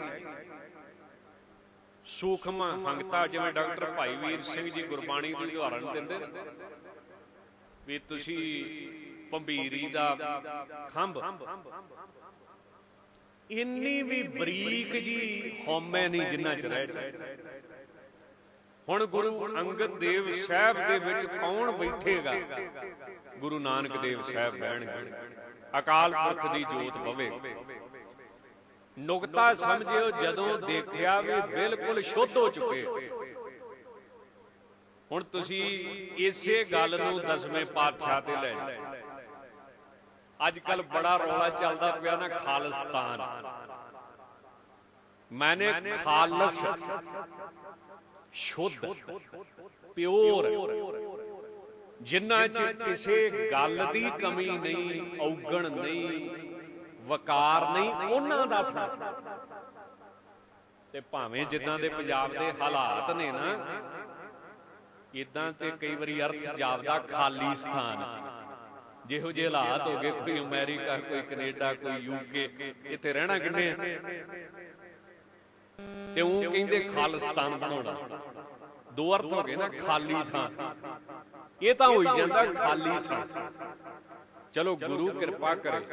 ਦਾਸ ਨੇ ਬੇਨਤੀ ਕੀਤੀ ਸੀ ਕਿ ਇਸ ਦੇਸ਼ ਵਿੱਚ ਮੁਸਲਮਾਨ ਨਹੀਂ ਸੀ, ਬਾਹਰੋਂ ਆਏ, ਕਬਜ਼ਾ ਕੀਤਾ, ਗਰੀਬਾਂ ਨੂੰ, ਕਿਸੇ ਨੂੰ ਲਾਲਚ, ਕਿਸੇ ਨੂੰ ਤਲਵਾਰ ਦੇ ਜ਼ੋਰ ਨਾਲ ਮੁਸਲਮਾਨ ਬਣਾਇਆ। ਆਪਣੀ ਗਿਣਤੀ ਬਣਾ ਕੇ ਅੱਜ ਉਹਨਾਂ ਦਾ ਕਬਜ਼ਾ ਨਹੀਂ ਰਿਹਾ, ਪਰ ਮੁਸਲਮਾਨ ਹੈ ਕਿ ਨਹੀਂ? ਠੀਕ ਹੈ ਜੀ। ਈਸਾਈ ਇੱਥੇ ਨਹੀਂ ਸੀ, ਬਾਹਰੋਂ ਆਏ, ਤੁਹਾਡੇ ਸਾਹਮਣੇ ਹੀ ਆ ਸਭ ਕੁਝ। ਗਰੀਬ ਈਸਾਈ ਬਣਿਆ, ਸੁੱਖ ਸਹੂਲਤ ਕਰਕੇ। ਕੁਝ ਹੋਰ ਕਾਰਨ ਵੀ ਹੋ ਸਕਦੇ, ਕੁਝ ਪ੍ਰਚਾਰ ਦੀ ਘਾਟ ਤਾਂ ਮੰਨੀ ਜਾ ਸਕਦੀ, ਬਿਲਕੁਲ। ਬਾਹਰੋਂ ਆਏ, ਈਸਾਈ ਬਣਾਏ, ਉਹਨਾਂ ਦਾ ਕਬਜ਼ਾ ਨਹੀਂ ਰਿਹਾ, ਪਰ ਈਸਾਈ ਫੇਰ ਉੱਥੇ ਦੇ ਉੱਥੇ। ਠੀਕ ਹੈ ਜੀ। ਸਿੱਖਾਂ ਨੇ ਇੱਥੇ ਹੀ ਜੰਮੇ, ਇੱਥੇ ਹੀ ਸਿੱਖ ਬਣੇ। ਕਿਸੇ ਦੂਜੇ ਭਾਈਚਾਰੇ ਨੂੰ ਇਹਨਾਂ ਸਿੱਖ ਨਹੀਂ ਬਣ ਦਿੱਤਾ। ਜਿੰਨੇ ਪਾਕਿਸਤਾਨ 'ਚ ਗੁਰਦੁਆਰੇ ਸੀ ਸਭ ਢਹਿ ਕੇ ਮਿੱਟੀ ਹੋ ਗਈ, ਤੇ ਪੰਜਾਬ 'ਚ ਛੱਡ ਕੇ ਸਭ ਕੁਝ ਚੱਲੇ ਆਏ ਬਾਹਰ। ਇੱਥੇ ਕਿਹੜੇ ਸਿੱਖ ਬਣਾ ਕੇ ਚੱਲੇ? ਸੋਚਣ ਵਾਲੀ ਗੱਲ ਕਿ ਨਹੀਂ? ਕਿਹੜੇ ਸਿੱਖ ਬਣਾ ਕੇ ਚੱਲੇ? ਭਈਆਂ ਨਾਲ ਤੁਸੀਂ ਨਫ਼ਰਤ ਕਰੋ, ਨੀਵੀਂ ਜਾਤ ਨਾਲ ਤੁਸੀਂ ਨਫ਼ਰਤ ਕਰੋ, ਤੁਸੀਂ ਤੇ ਕਿਸੇ ਨੂੰ ਅੰਮ੍ਰਿਤ ਛਕਾ ਕੇ ਰਾਜੀ ਨਹੀਂ। ਤੇ ਜੇ ਪਾਕਿਸਤਾਨ ਦੇ ਗੁਰਦੁਆਰੇ ਢਹਿ ਸਕਦੇ ਤੇ ਢਹਿਣੇ ਫਿਰ ਇੱਧਰ ਦੇ ਵੀ ਆ, ਕਿ ਮਾਲਕ ਦੀ ਮਰਜ਼ੀ, ਭਾਵੇਂ ਜੋ ਮਰਜ਼ੀ ਕਰਦੇ। ਠੀਕ ਆ ਨਾ ਜੀ। ਸੱਚ ਤੇ ਇਹ ਹੀ ਆ ਨਾ। ਧੰਨ ਬਾਬਾ ਵੀਰ ਸਿੰਘ ਜੀ ਨਰੰਗਾਬਾਦ ਵਾਲਿਆਂ ਦੇ 360 ਗੁਰਦੁਆਰੇ ਕਿੱਥੇ ਆ? ਕੁਝ ਹੀ ਰਹਿ ਗਏ। ਜਿੱਥੇ ਸਿੱਖ ਰਹੂਗਾ ਗੁਰਦੁਆਰਾ ਵੀ ਉੱਥੇ ਹੀ ਰਹੂਗਾ, ਭਾਵੇਂ ਕੋਈ ਗੁੱਸਾ ਕਰੇ, ਭਾਵੇਂ ਕੋਈ ਗਿਲਾ ਕਰੇ। ਅਸੀਂ ਨਵੇਂ ਭਾਈਚਾਰਿਆਂ ਨੂੰ ਸਿੱਖ ਕਿਉਂ ਨਹੀਂ ਬਣਾਉਂਦੇ? ਆਪਣੇ ਆਪ ਤੁਸੀਂ ਭਾਵੇਂ ਜਿੱਥੇ ਮਰਜ਼ੀ ਚਲੇ ਜਾਓ, ਇੱਥੇ ਸਾਂਭਣ ਵਾਲੇ ਪੈਦਾ ਕਰ ਦਿਓ, ਆਪਣੇ ਆਪ ਹੀ ਆਪਣਾ ਨਾਮ ਚੱਲਦਾ। ਜਦੋਂ ਗੁਰੂ ਅੰਗਦ ਦੇਵ ਸਾਹਿਬ ਨੂੰ ਗੁਰੂ ਨਾਨਕ ਦੇਵ ਸਾਹਿਬ ਨੇ ਵੇਖਿਆ ਕਿ ਸ਼ੁੱਧ ਹੋ ਚੁੱਕੇ ਨੇ, ਸ਼ੁੱਧ ਹੋਏ, ਤੇ ਇਤਿਹਾਸ ਕਹਿੰਦਾ ਹੈ ਕਿ ਫਿਰ ਆਪਣੇ ਅੰਗ ਦੇ ਨਾਲ ਲਾ ਕੇ ਅੰਗਦ ਬਣਾਇਆ। ਤਿਉ ਸਤਿਗੁਰ ਸਭ ਭਾਂਤ ਸੁਧ ਜਬ ਲਹਿਣਾ ਲਖਿਓ, ਲਾਏ ਅੰਗ ਸੁਅੰਗ ਨਾਮ ਤਬ ਅੰਗਦ ਰੱਖਿਓ। ਫੇਰ ਨਾਮ ਰੱਖਿਆ ਗੁਰੂ ਅੰਗਦ ਦੇਵ ਸਾਹਿਬ। ਇਹਦਾ ਮਤਲਬ ਕੀ? ਸ਼ੁੱਧਤਾ ਗੁਰੂ ਨਾਨਕ ਦੇਵ ਸਾਹਿਬ ਨੇ ਵੇਖੀ ਤੇ ਸ਼ੁੱਧਤਾ ਹੀ ਗੁਰੂ ਗੋਬਿੰਦ ਸਿੰਘ ਜੀ ਨੇ। ਖਾਲਸ ਮੈਨੇ ਜਿਹੜਾ ਬਿਲਕੁਲ ਸ਼ੁੱਧ ਹੈ, ਜਿਹੜਾ ਬਿਲਕੁਲ ਪਿਓਰ ਹੈ, ਜਿਹਦੇ ਚ ਕਿਸੇ ਗੱਲ ਦੀ ਕੋਈ ਕਮੀ ਨਹੀਂ। ਤੇ ਅੱਜ ਕੱਲ ਖਾਲਸ ਹੈ ਕੌਣ ਜੀ? ਦੁੱਧ ਤੁਹਾਡਾ ਉਹ ਵੀ ਬਣਾਵਟ, ਮਿਲਾਵਟ। ਠੀਕ ਹੈ ਜੀ। ਹਰ ਚੀਜ਼ 'ਚ ਬਣਾਵਟ ਤੇ ਮਿਲਾਵਟ ਹੈ ਕਿ ਨਹੀਂ? ਤੇ ਖਾਲਸ ਕਿਹੜੀ ਰਹਿ ਗਈ ਬੰਦੇ ਦੀ? ਗੱਲ ਛੱਡ। ਜਿਵੇਂ ਕਿਸੇ ਬੰਦੇ ਨੂੰ ਸੱਪ ਨੇ ਡੰਗ ਮਾਰਿਆ ਨਾ, ਉਹ ਮਰਿਆ ਹੀ ਨਾ। ਕਹਿੰਦਾ ਕਮਾਲ ਹੋ ਗਈ, ਮੈਂ ਤੇ ਸੋਚਿਆ ਸੀ ਵੀ ਕਲਯੁਗ ਦੇ ਸਾਧ ਹੀ ਨਕਲੀ ਹੁੰਦੇ, ਇੱਥੇ ਸੱਪ ਵੀ ਨਕਲੀ ਤੁਰੇ ਫਿਰਦੇ। ਕਹਿੰਦਾ ਸਾਡੇ ਟਾਈਮ ਸੱਪ ਹੁੰਦੇ ਸੀ, ਕਿਤੇ ਡੰਗ ਮਾਰੇ ਆਖਾਂ ਬੰਦਾ ਸਾਹ ਲੈ ਜਾ। ਕਹਿੰਦਾ ਸਮੇਂ ਦੇ ਨਾਲ ਸੱਪ ਵੀ ਗਏ, ਇਹ ਵੀ ਕਹਿੰਦਾ ਨਕਲੀ ਹੋ ਗਏ, ਇਹਨਾਂ ਦੇ ਪੱਲੇ ਵੀ ਕੁਝ ਨਹੀਂ ਰਹਿ ਗਿਆ। ਚਲੋ ਮਖੌਲ ਵਾਲੀ ਗੱਲ। ਅੱਜ ਕੱਲ ਖਾਲਸ ਹੈ ਕੀ? ਤੇ ਜਿਹੜਾ ਖਾਲਸ ਹੋਊਗਾ ਨਾ, ਉਹਦਾ ਸਥਾਨ ਕਿਉਂ ਨਾ ਬਣੂਗਾ। ਇਹ ਮੇਰੀ ਬੇਨਤੀ ਮੰਨਿਓ, ਕੋਈ ਕਿਸੇ ਦੀ ਨਿੰਦਿਆ ਨਹੀਂ ਕਰਦਾ ਮੈਂ। ਖਾਲਸੇ ਦਾ ਥਾਂ ਪਵਿੱਤਰ ਲੋਕਾਂ ਦਾ ਥਾਂ, ਜਿਹੜੇ ਹਰ ਧਰਮ ਨਾਲ ਪ੍ਰੇਮ ਕਰਨ, ਜਿਨ੍ਹਾਂ ਦੇ ਅੰਦਰ ਕੋਈ ਈਰਖਾ ਦਵੈਸ਼ ਨਾ ਹੋਵੇ, ਬਿਲਕੁਲ ਪਿਓਰ ਹੋਣ। ਜਦੋਂ ਕੋਈ ਸਿੱਖ ਗੁਰੂ ਨਾਲ ਮਿਲਦਾ ਤੇ ਗੁਰਬਾਣੀ ਕਹਿੰਦੀ ਹੈ ਫਿਰ ਕਿੱਡੀ ਵੱਡੀ ਸ਼ੋਭਾ ਹੁੰਦੀ ਹੈ। ਮਹਾਰਾਜ ਕਹਿੰਦੇ ਤਿੰਨ ਕੀ ਸ਼ੋਭਾ ਕਿਆ ਗਣੀ ਜੇ ਸਾਹਿਬ ਮੇਲੜੀਆ। ਕਿੰਨੀ ਕੁ ਉਹਦੀ ਵਡਿਆਈ ਕਰਾਂ। ਮੈਨੂੰ ਕਿਸੇ ਸੱਜਣ ਨੇ ਸਵਾਲ ਕੀਤਾ, ਸੰਤ ਬਾਬਾ ਜਰਨੈਲ ਸਿੰਘ ਜੀ ਖਾਲਸਾ ਭਿੰਡਰਾਂ ਵਾਲੇ ਤੁਹਾਡੇ ਲਾਗੇ ਪਿੰਡ ਨਾ ਰੋਡੇ, ਮਹਾਂਪੁਰਸ਼ਾਂ ਨੇ ਜਨਮ ਸਥਾਨ ਦੀ ਸੇਵਾ ਕਰਵਾਈ। ਸੰਤਾਂ ਦੀ ਸਿਫਤ ਕਿਸੇ ਇੱਕ ਗੱਲ 'ਚ ਦੱਸ। ਇਹ ਪੱਤਰਕਾਰ ਬੜਾ ਟੇਢਾ ਜਿਹਾ ਸਵਾਲ ਕਰਦੇ, ਇੱਕ ਗੱਲ 'ਚ। ਦਾਸ ਨੇ ਬੇਨਤੀ ਕੀਤੀ ਵੀ ਕਿੰਨੇ ਪਿੰਡ ਆ ਪੰਜਾਬ 'ਚ? ਕੋਈ 12,000 ਪਿੰਡ ਹੈ। ਪੂਰੇ ਹਿੰਦੁਸਤਾਨ 'ਚ ਕਿੰਨੇ? ਕੋਈ ਬਣਦੇ 6 ਲੱਖ, ਕੋਈ 60-70 ਹਜ਼ਾਰ ਪਿੰਡ ਪੂਰੇ ਹਿੰਦੁਸਤਾਨ 'ਚ। ਸੰਤ ਜਰਨੈਲ ਸਿੰਘ ਦੀ ਕਿੱਡੀ ਕਮਾਈ ਹੋਊਗੀ। ਜਿਸ ਪਿੰਡ ਵਿੱਚ ਉਹ ਰਹੇ ਉਹਦਾ ਨਾਮ ਕੀ ਆ? ਮਹਿਤਾ। ਦਮਦਮੀ ਟਕਸਾਲ ਦਾ ਹੈਡਕੁਆਟਰ ਮਹਿਤਾ। ਸ੍ਰੀ ਅੰਮ੍ਰਿਤਸਰ ਸਾਹਿਬ ਮਹਿਤਾ ਚੌਂਕ ਕਹਿੰਦੇ। ਉਸ ਮਹਿਤੇ ਚੌਂਕ ਦਾ ਹਿੰਦੁਸਤਾਨ ਦੀ ਸਰਕਾਰ ਦੇ ਰਿਕਾਰਡ ਵਿੱਚ ਨਾਮ ਦਰਜ ਹੈ। ਨਹੀਂ ਤੇ ਕੌਣ ਪੁੱਛਦਾ ਇਹੋ ਜਿਹੇ ਪਿੰਡਾਂ ਨੂੰ? 12,000 ਪਿੰਡ ਕਿਸੇ ਨੂੰ ਕੀ ਪਤਾ। ਪੂਰੇ ਹਿੰਦੁਸਤਾਨ 'ਚ ਕੋਈ 6-7 ਲੱਖ ਪਿੰਡ ਆ, ਕਿਸੇ ਨੂੰ ਕੀ। ਇੱਥੇ ਹਿੰਦੁਸਤਾਨ ਦੀ ਗੱਲ ਛੱਡੋ, ਰਿਕਾਰਡ 'ਚ ਵੀ ਹੈ ਵੀ ਦਮਦਮੀ ਟਕਸਾਲ ਦਾ ਹੈਡਕੁਆਟਰ ਕਿਹੜਾ। ਯੂਕੇ ਨੂੰ ਵੀ ਪਤਾ ਹੈ, ਰਸ਼ੀਆ ਨੂੰ ਵੀ ਪਤਾ ਹੈ। ਇਹੋ ਜਿਹਾ ਮਰਦ ਜਿਹੜਾ ਇੱਕ ਪਿੰਡ ਦੇ ਵਿੱਚ ਰਿਹਾ ਤੇ ਸਾਰੀ ਦੁਨੀਆ ਵਿੱਚ ਹੀ ਦਮਦਮੀ ਟਕਸਾਲ ਨੂੰ ਪ੍ਰਸਿੱਧ ਕਰ ਗਿਆ। ਮਹਾਰਾਜ ਕਹਿੰਦੇ ਨੇ ਕਿੰਨੀ ਕੁ ਸ਼ੋਭਾ ਕਰਾਂ ਜਿਨ੍ਹਾਂ ਨੂੰ ਰੱਬ ਆਪਣੇ ਨਾਲ ਕੱਟੀ ਗਈ। ਜਨਮਾਂ ਦੀ ਗੁਰੂ ਅੰਗਦ ਦੇਵ ਸਾਹਿਬ ਮਹਾਰਾਜ ਗੱਲ ਕਰਦੇ ਪਏ ਸੀ, ਸਤ ਵੀ ਗੁਰਵਾਕ ਹੈ ਸ਼ਰਧਾ ਆਸ ਵਿਸ਼ਵਾਸ। ਹੁਣ ਗੁਰੂ ਗ੍ਰੰਥ ਸਾਹਿਬ ਦੇ ਵਿੱਚ ਬਾਬਾ ਜੀ ਨੂੰ ਪਤਾ ਤੋਕ ਆਵੇਗੀ ਸੁਖਮਣੀ ਸਾਹਿਬ 'ਚ ਪ੍ਰਭ ਭਾਵੈ ਬਿਨ ਸਾਸ ਤੇ ਰੱਖ। ਇੱਕ ਬੜੇ ਪ੍ਰਸਿੱਧ ਪ੍ਰਚਾਰਕ ਨੇ ਸ਼ਰੇਆਮ ਸਟੇਜ ਉੱਤੇ ਗੱਲ ਕਹੀ ਕਿ ਬਿਨਾਂ ਸਾਹਾਂ ਤੋਂ ਜ਼ਿੰਦਗੀ ਨਹੀਂ ਰਹਿੰਦੀ। ਤੇ ਆਪਾਂ ਨੂੰ ਵੀ ਪਤਾ ਵੀ ਨਹੀਂ ਰਹਿੰਦੀ। ਨਬਜ਼ੀ ਪਰਖਾ ਨਾ ਜਿਉਂਦਾ ਕਿ ਮਰਿਆ। ਜੇ ਨਬਜ਼ ਰੁਕ ਗਈ ਤੇ ਮੁਰਦਾ ਘੋਸ਼ਿਤ ਹੋ ਗਿਆ। ਪਰ ਇੱਥੇ ਮਹਾਰਾਜ ਕੀ ਕਹਿ ਰਹੇ? ਇਹ ਤਾਂ ਬਿਲਕੁਲ ਹੀ ਉਲਟ ਗੱਲ ਹੋ ਗਈ ਵੀ ਜੇ ਰੱਬ ਚਾਹਵੇ ਤੇ ਬਿਨਾਂ ਸਾਹਾਂ ਤੋਂ ਵੀ ਰੱਖੇ। ਕੱਲ ਪਰਸੋਂ ਦੀ ਇੱਕ ਉਦਾਹਰਣ ਹੈ, ਕਿਸੇ ਸੱਜਣ ਨੇ ਮੱਛੀਆਂ ਦੀ ਇੱਕ ਵੀਡੀਓ ਪਾਈ ਜਿਨ੍ਹਾਂ ਦੀ ਖਾਸ ਪ੍ਰਜਾਤੀ ਕੀ ਆ ਕਿ ਜਦੋਂ ਪਾਣੀ ਸੁੱਕ ਜਾਂਦਾ ਉਹ ਵੀ ਨਾਲ ਹੀ ਸੁੱਕ ਜਾਂਦੀਆਂ ਤੇ 6 ਮਹੀਨੇ ਤੱਕ ਭਾਵੇਂ ਸੁੱਕੀਆਂ ਪਈਆਂ ਰਹਿਣ। ਠੀਕ ਹੈ ਜੀ। ਉਹਨਾਂ ਦੀ ਚਮੜੀ ਦੇ ਵਿੱਚ ਹੀ ਰੱਬ ਨੇ ਕੁਝ ਇਹੋ ਜਿਹੀ ਬਰਕਤ ਪਾਈ ਹੈ ਕਿ 6 ਮਹੀਨਿਆਂ ਬਾਅਦ ਜੇ ਤੁਸੀਂ ਉਹਨਾਂ ਦੇ ਮੂੰਹ ਤੇ ਪਾਣੀ ਪਾਓ ਤੇ ਉਹ ਜਿਉਂਦੀਆਂ ਹੋ ਜਾਂਦੀਆਂ। ਹੁਣ ਚਲੋ ਆਪਾਂ ਨੂੰ ਤਾਂ ਪਤਾ ਲੱਗਾ ਨਾ ਵੀ ਸਾਇੰਸ ਆ, ਡਿਸਕਵਰੀ ਚੈਨਲ ਆ, ਹੋਰ ਬੜੀਆਂ ਖੋਜਾਂ ਨੇ। ਤੇ ਮਨ 'ਚ ਕਿਤੇ ਸੋਚਿਓ ਵੀ ਗੁਰੂ ਅਰਜਨ ਦੇਵ ਸਾਹਿਬ ਨੂੰ 400 ਸਾਲ ਪਹਿਲਾਂ ਕਿਦਾਂ ਪਤਾ ਲੱਗ ਗਿਆ ਕਿ ਗੁਰੂ ਅਰਜਨ ਦੇਵ ਸਾਹਿਬ ਕਿਤੇ ਸਮੁੰਦਰਾਂ ਤੇ ਤੁਰੇ ਫਿਰਦੇ ਸੀ ਖੋਜ ਕਰਦੇ। ਗੁਰੂ ਅਰਜਨ ਦੇਵ ਸਾਹਿਬ ਤੇ ਸੇਵਾ ਕਰਵਾਉਂਦੇ ਪਏ ਸੀ। ਗੁਰੂ ਅਰਜਨ ਦੇਵ ਸਾਹਿਬ ਤੇ ਬਾਣੀ ਲਿਖਵਾਉਂਦੇ ਪਏ ਸੀ। ਗੁਰੂ ਅਰਜਨ ਦੇਵ ਸਾਹਿਬ ਤੇ ਕਥਾ ਕੀਰਤਨ ਸਿਮਰਨ ਦੇ ਵਿੱਚ ਲੀਨ ਰਹਿੰਦੇ ਸੀ।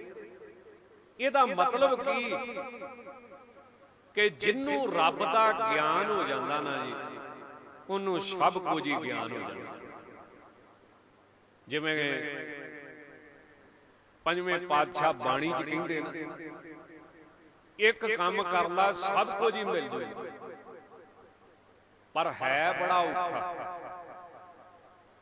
ਜਿਵੇਂ ਸ਼੍ਰੀਮਾਨ ਸੰਤ ਬਾਬਾ ਆਨੰਦ ਸਿੰਘ ਜੀ ਇੱਕ ਗੱਲ ਕਿਹਾ ਕਰਦੇ ਸੀ ਕਿ ਤੁਸੀਂ ਗੁਰੂ ਗ੍ਰੰਥ ਸਾਹਿਬ ਦੇ ਪਾਠ ਨੂੰ ਸਧਾਰਨ ਪਾਠ ਕਹਿ ਦਿੰਦੇ ਹੋ, ਤੇ ਸਧਾਰਨ ਹੁੰਦਾ ਆਮ ਜਿਹਾ ਟਾਈਮ ਪਾਸ। ਵੇਖੋ ਸਾਡੇ ਸਿੱਖਾਂ ਦੇ ਨਾਂ ਰੱਖੇ, ਬਾਣੀ ਦਾ ਨਾਂ ਹੀ ਟਾਈਮ ਪਾਸ, ਸਧਾਰਨ ਪਾਠ। ਤੇ ਬਾਬਾ ਜੀ ਨੇ ਕਹਿਣਾ ਗੁਰੂ ਗ੍ਰੰਥ ਸਾਹਿਬ ਦਾ ਤੇ ਇੱਕ ਇੱਕ ਅੱਖਰ ਬੇਸ਼ਕੀਮਤੀ ਆ। ਸਧਾਰਨ ਕਿੱਦਾਂ ਹੋ ਗਿਆ ਨਾ? ਇੱਕ ਤਰਕ ਆ ਨਾ। ਤਰਕ ਦਾ ਮਤਲਬ ਕੀ ਹੁੰਦਾ ਹੈ?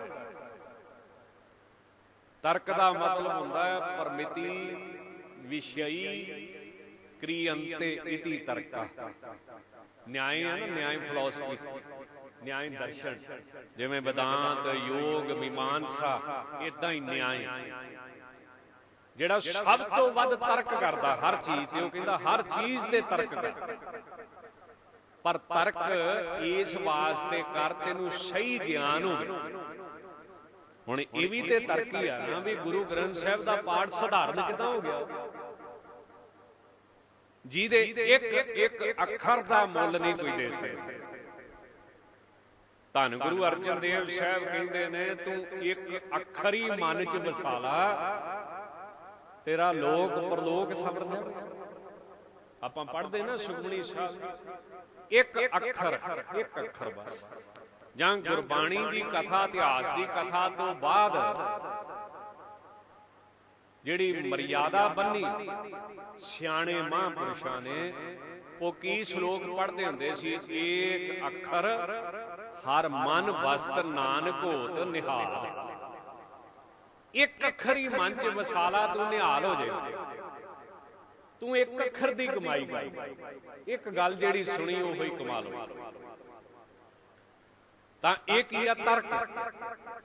ਕਿ ਜਿਸ ਗੁਰੂ ਗ੍ਰੰਥ ਸਾਹਿਬ ਦੀ ਬਾਣੀ ਇੱਕ ਅੱਖਰ ਦਾ ਅਸੀਂ ਮੁੱਲ ਨਹੀਂ ਦੇ ਸਕਦੇ, ਤੂੰ ਉਹਦੇ ਸਾਰੇ ਪਾਠ ਨੂੰ ਹੀ ਸਧਾਰਨ ਪਾਠ ਕਹੀ ਜਾਂਦਾ।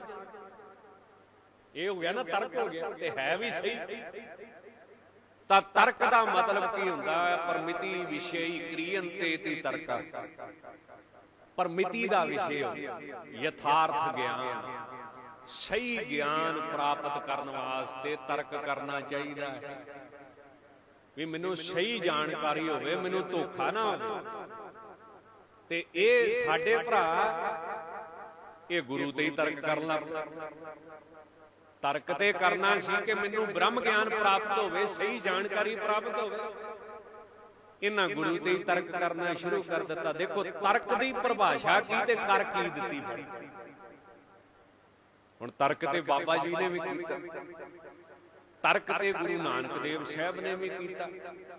ਕਿ ਜੇ ਧਰਤੀ ਬਲਦ ਦੇ ਸਿੰਘਾਂ ਤੇ ਖੜੀ ਹੈ ਤੇ ਬਲਦ ਕਿਹਦੇ ਤੇ ਖੜਾ ਹੈ? ਇਹ ਤਰਕ ਹੀ ਹੈ ਨਾ। ਸਹੀ ਗਿਆਨ ਪ੍ਰਾਪਤ ਕਰਨ ਵਾਸਤੇ ਤਰਕ ਕਰ। ਆਪਣੇ ਗੁਰੂ ਤੇ ਪਰਮੇਸ਼ਰ ਤੇ ਤਰਕ ਕਰਨ ਨੂੰ ਥੋੜੀ ਕਿਸੇ ਨੇ ਕਿਹਾ। ਤੈਨੂੰ ਕੋਈ ਧੋਖਾ ਨਾ ਦਵੇ ਫੇਰ ਤਰਕ ਕਰ। ਹੁਣ ਆਪ ਹੈਰਾਨ ਹੋਵੋਗੇ, ਧੰਨ ਗੁਰੂ ਅੰਗਦ ਦੇਵ ਸਾਹਿਬ ਦੀ ਖਾਸੀਅਤ ਕੀ ਹੈ। ਅੱਜ ਉਹਨਾਂ ਦਾ ਆਪਾਂ ਪ੍ਰਕਾਸ਼ ਪੁਰਬ ਮਨਾ ਰਹੇ। ਤੁਸੀਂ ਭਾਗਾਂ ਵਾਲੇ ਹੋ, ਤੁਹਾਡੇ ਲਾਗੇ ਹੀ ਮੱਤੇ ਦੀ ਸਰਾਂ ਸ੍ਰੀ ਮੁਕਤਸਰ ਸਾਹਿਬ, ਅੱਜ ਕੱਲ ਜਿਹਨੂੰ ਨਾਂਗੇ ਦੀ ਸਰਾਂ ਵੀ ਕਹਿੰਦੇ, ਇਸ ਜਗ੍ਹਾ ਤੇ ਗਰੀਬ ਨਵਾਜ ਦਾ ਪ੍ਰਕਾਸ਼ ਹੋਇਆ। ਧੰਨ ਬਾਬਾ ਫੇਰੂ ਜੀ ਦੇ ਘਰ ਬਾਬਰ ਆਇਆ। ਹਿੰਦੁਸਤਾਨ ਦੀ ਕਾਨੂੰਨ ਵਿਵਸਥਾ ਖਤਮ ਹੋ ਗਈ। ਲੁੱਟਾਂ ਮਾਰਾਂ ਪਿੰਡਾਂ 'ਚ ਸ਼ੁਰੂ ਹੋਈਆਂ। ਬਾਬਾ ਫੇਰੂ ਜੀ ਦਾ ਵੀ ਧਨ ਮਾਲ ਲੁੱਟਿਆ ਗਿਆ। ਇੱਥੋਂ ਛੱਡ ਕੇ ਸ੍ਰੀ ਖਡੂਰ ਸਾਹਿਬ ਬਾਬਾ ਫੇਰੂ ਜੀ ਦੀ ਭੈਣ ਜੀ ਰਹਿੰਦੇ ਨੇ। ਧੰਨ ਗੁਰੂ ਅੰਗਦ ਦੇਵ ਸਾਹਿਬ ਦੇ ਭੂਆ ਜੀ ਰਹਿੰਦੇ ਨੇ। ਉੱਥੇ ਜਾ ਕੇ ਵਸ ਗਏ। ਉੱਥੇ ਹੀ ਆਨੰਦ ਕਾਰਜ ਹੋਇਆ। ਉੱਥੇ ਹੀ ਜੋ ਅੱਗੇ ਪਰਿਵਾਰ ਸੀ ਉਹ ਵਧਿਆ। ਧੰਨ ਗੁਰੂ ਅੰਗਦ ਦੇਵ ਸਾਹਿਬ ਦੀ ਤੇ ਦੂਜੇ ਸਿੱਖਾਂ ਦੀ ਖਾਸੀਅਤ ਕੀ ਹੈ? ਇੱਕ ਵਾਰੀ ਧੰਨ ਬਾਬਾ ਬੁੱਢਾ ਸਾਹਿਬ ਜੀ ਦੇ ਮਨ 'ਚ ਸ਼ੰਕਾ ਆਈ। ਇਤਿਹਾਸ ਕਹਿੰਦਾ ਜੀ एक दिन बूढ़े के मन आई, हों भी सेवा करूं अधिकाई।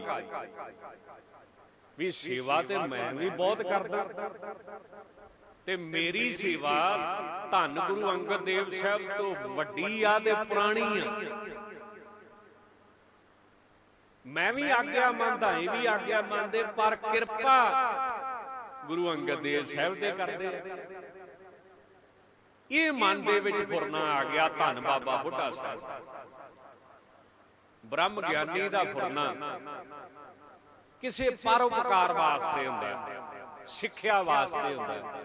ये नहीं कि बाबा बुढ़ा साहब किसी गल्लों घट ने, सिक्ख्या देण वास्ते, सानू समझाउण वास्ते। धन गुरु नानक देव साहब जानी जान मन दे विच आया कि इन्हां दी शंका खत्म करनी चाहिए, क्यों शंका जिहड़ी है ये नरक दे विच ले जांदी। ये सब कीते कतरे उत्ते पानी फेर दिंदी, ते जे शंका ना मेट सके ते फिर पूरा गुरु नहीं मन्निया जांदा। एक दिन बाबा जी ने सिर्फ ये मन च ही सोचिया सी कि सेवा मैं घट करदा वां, प्रसन्नता उन्हां ते करी जांदा।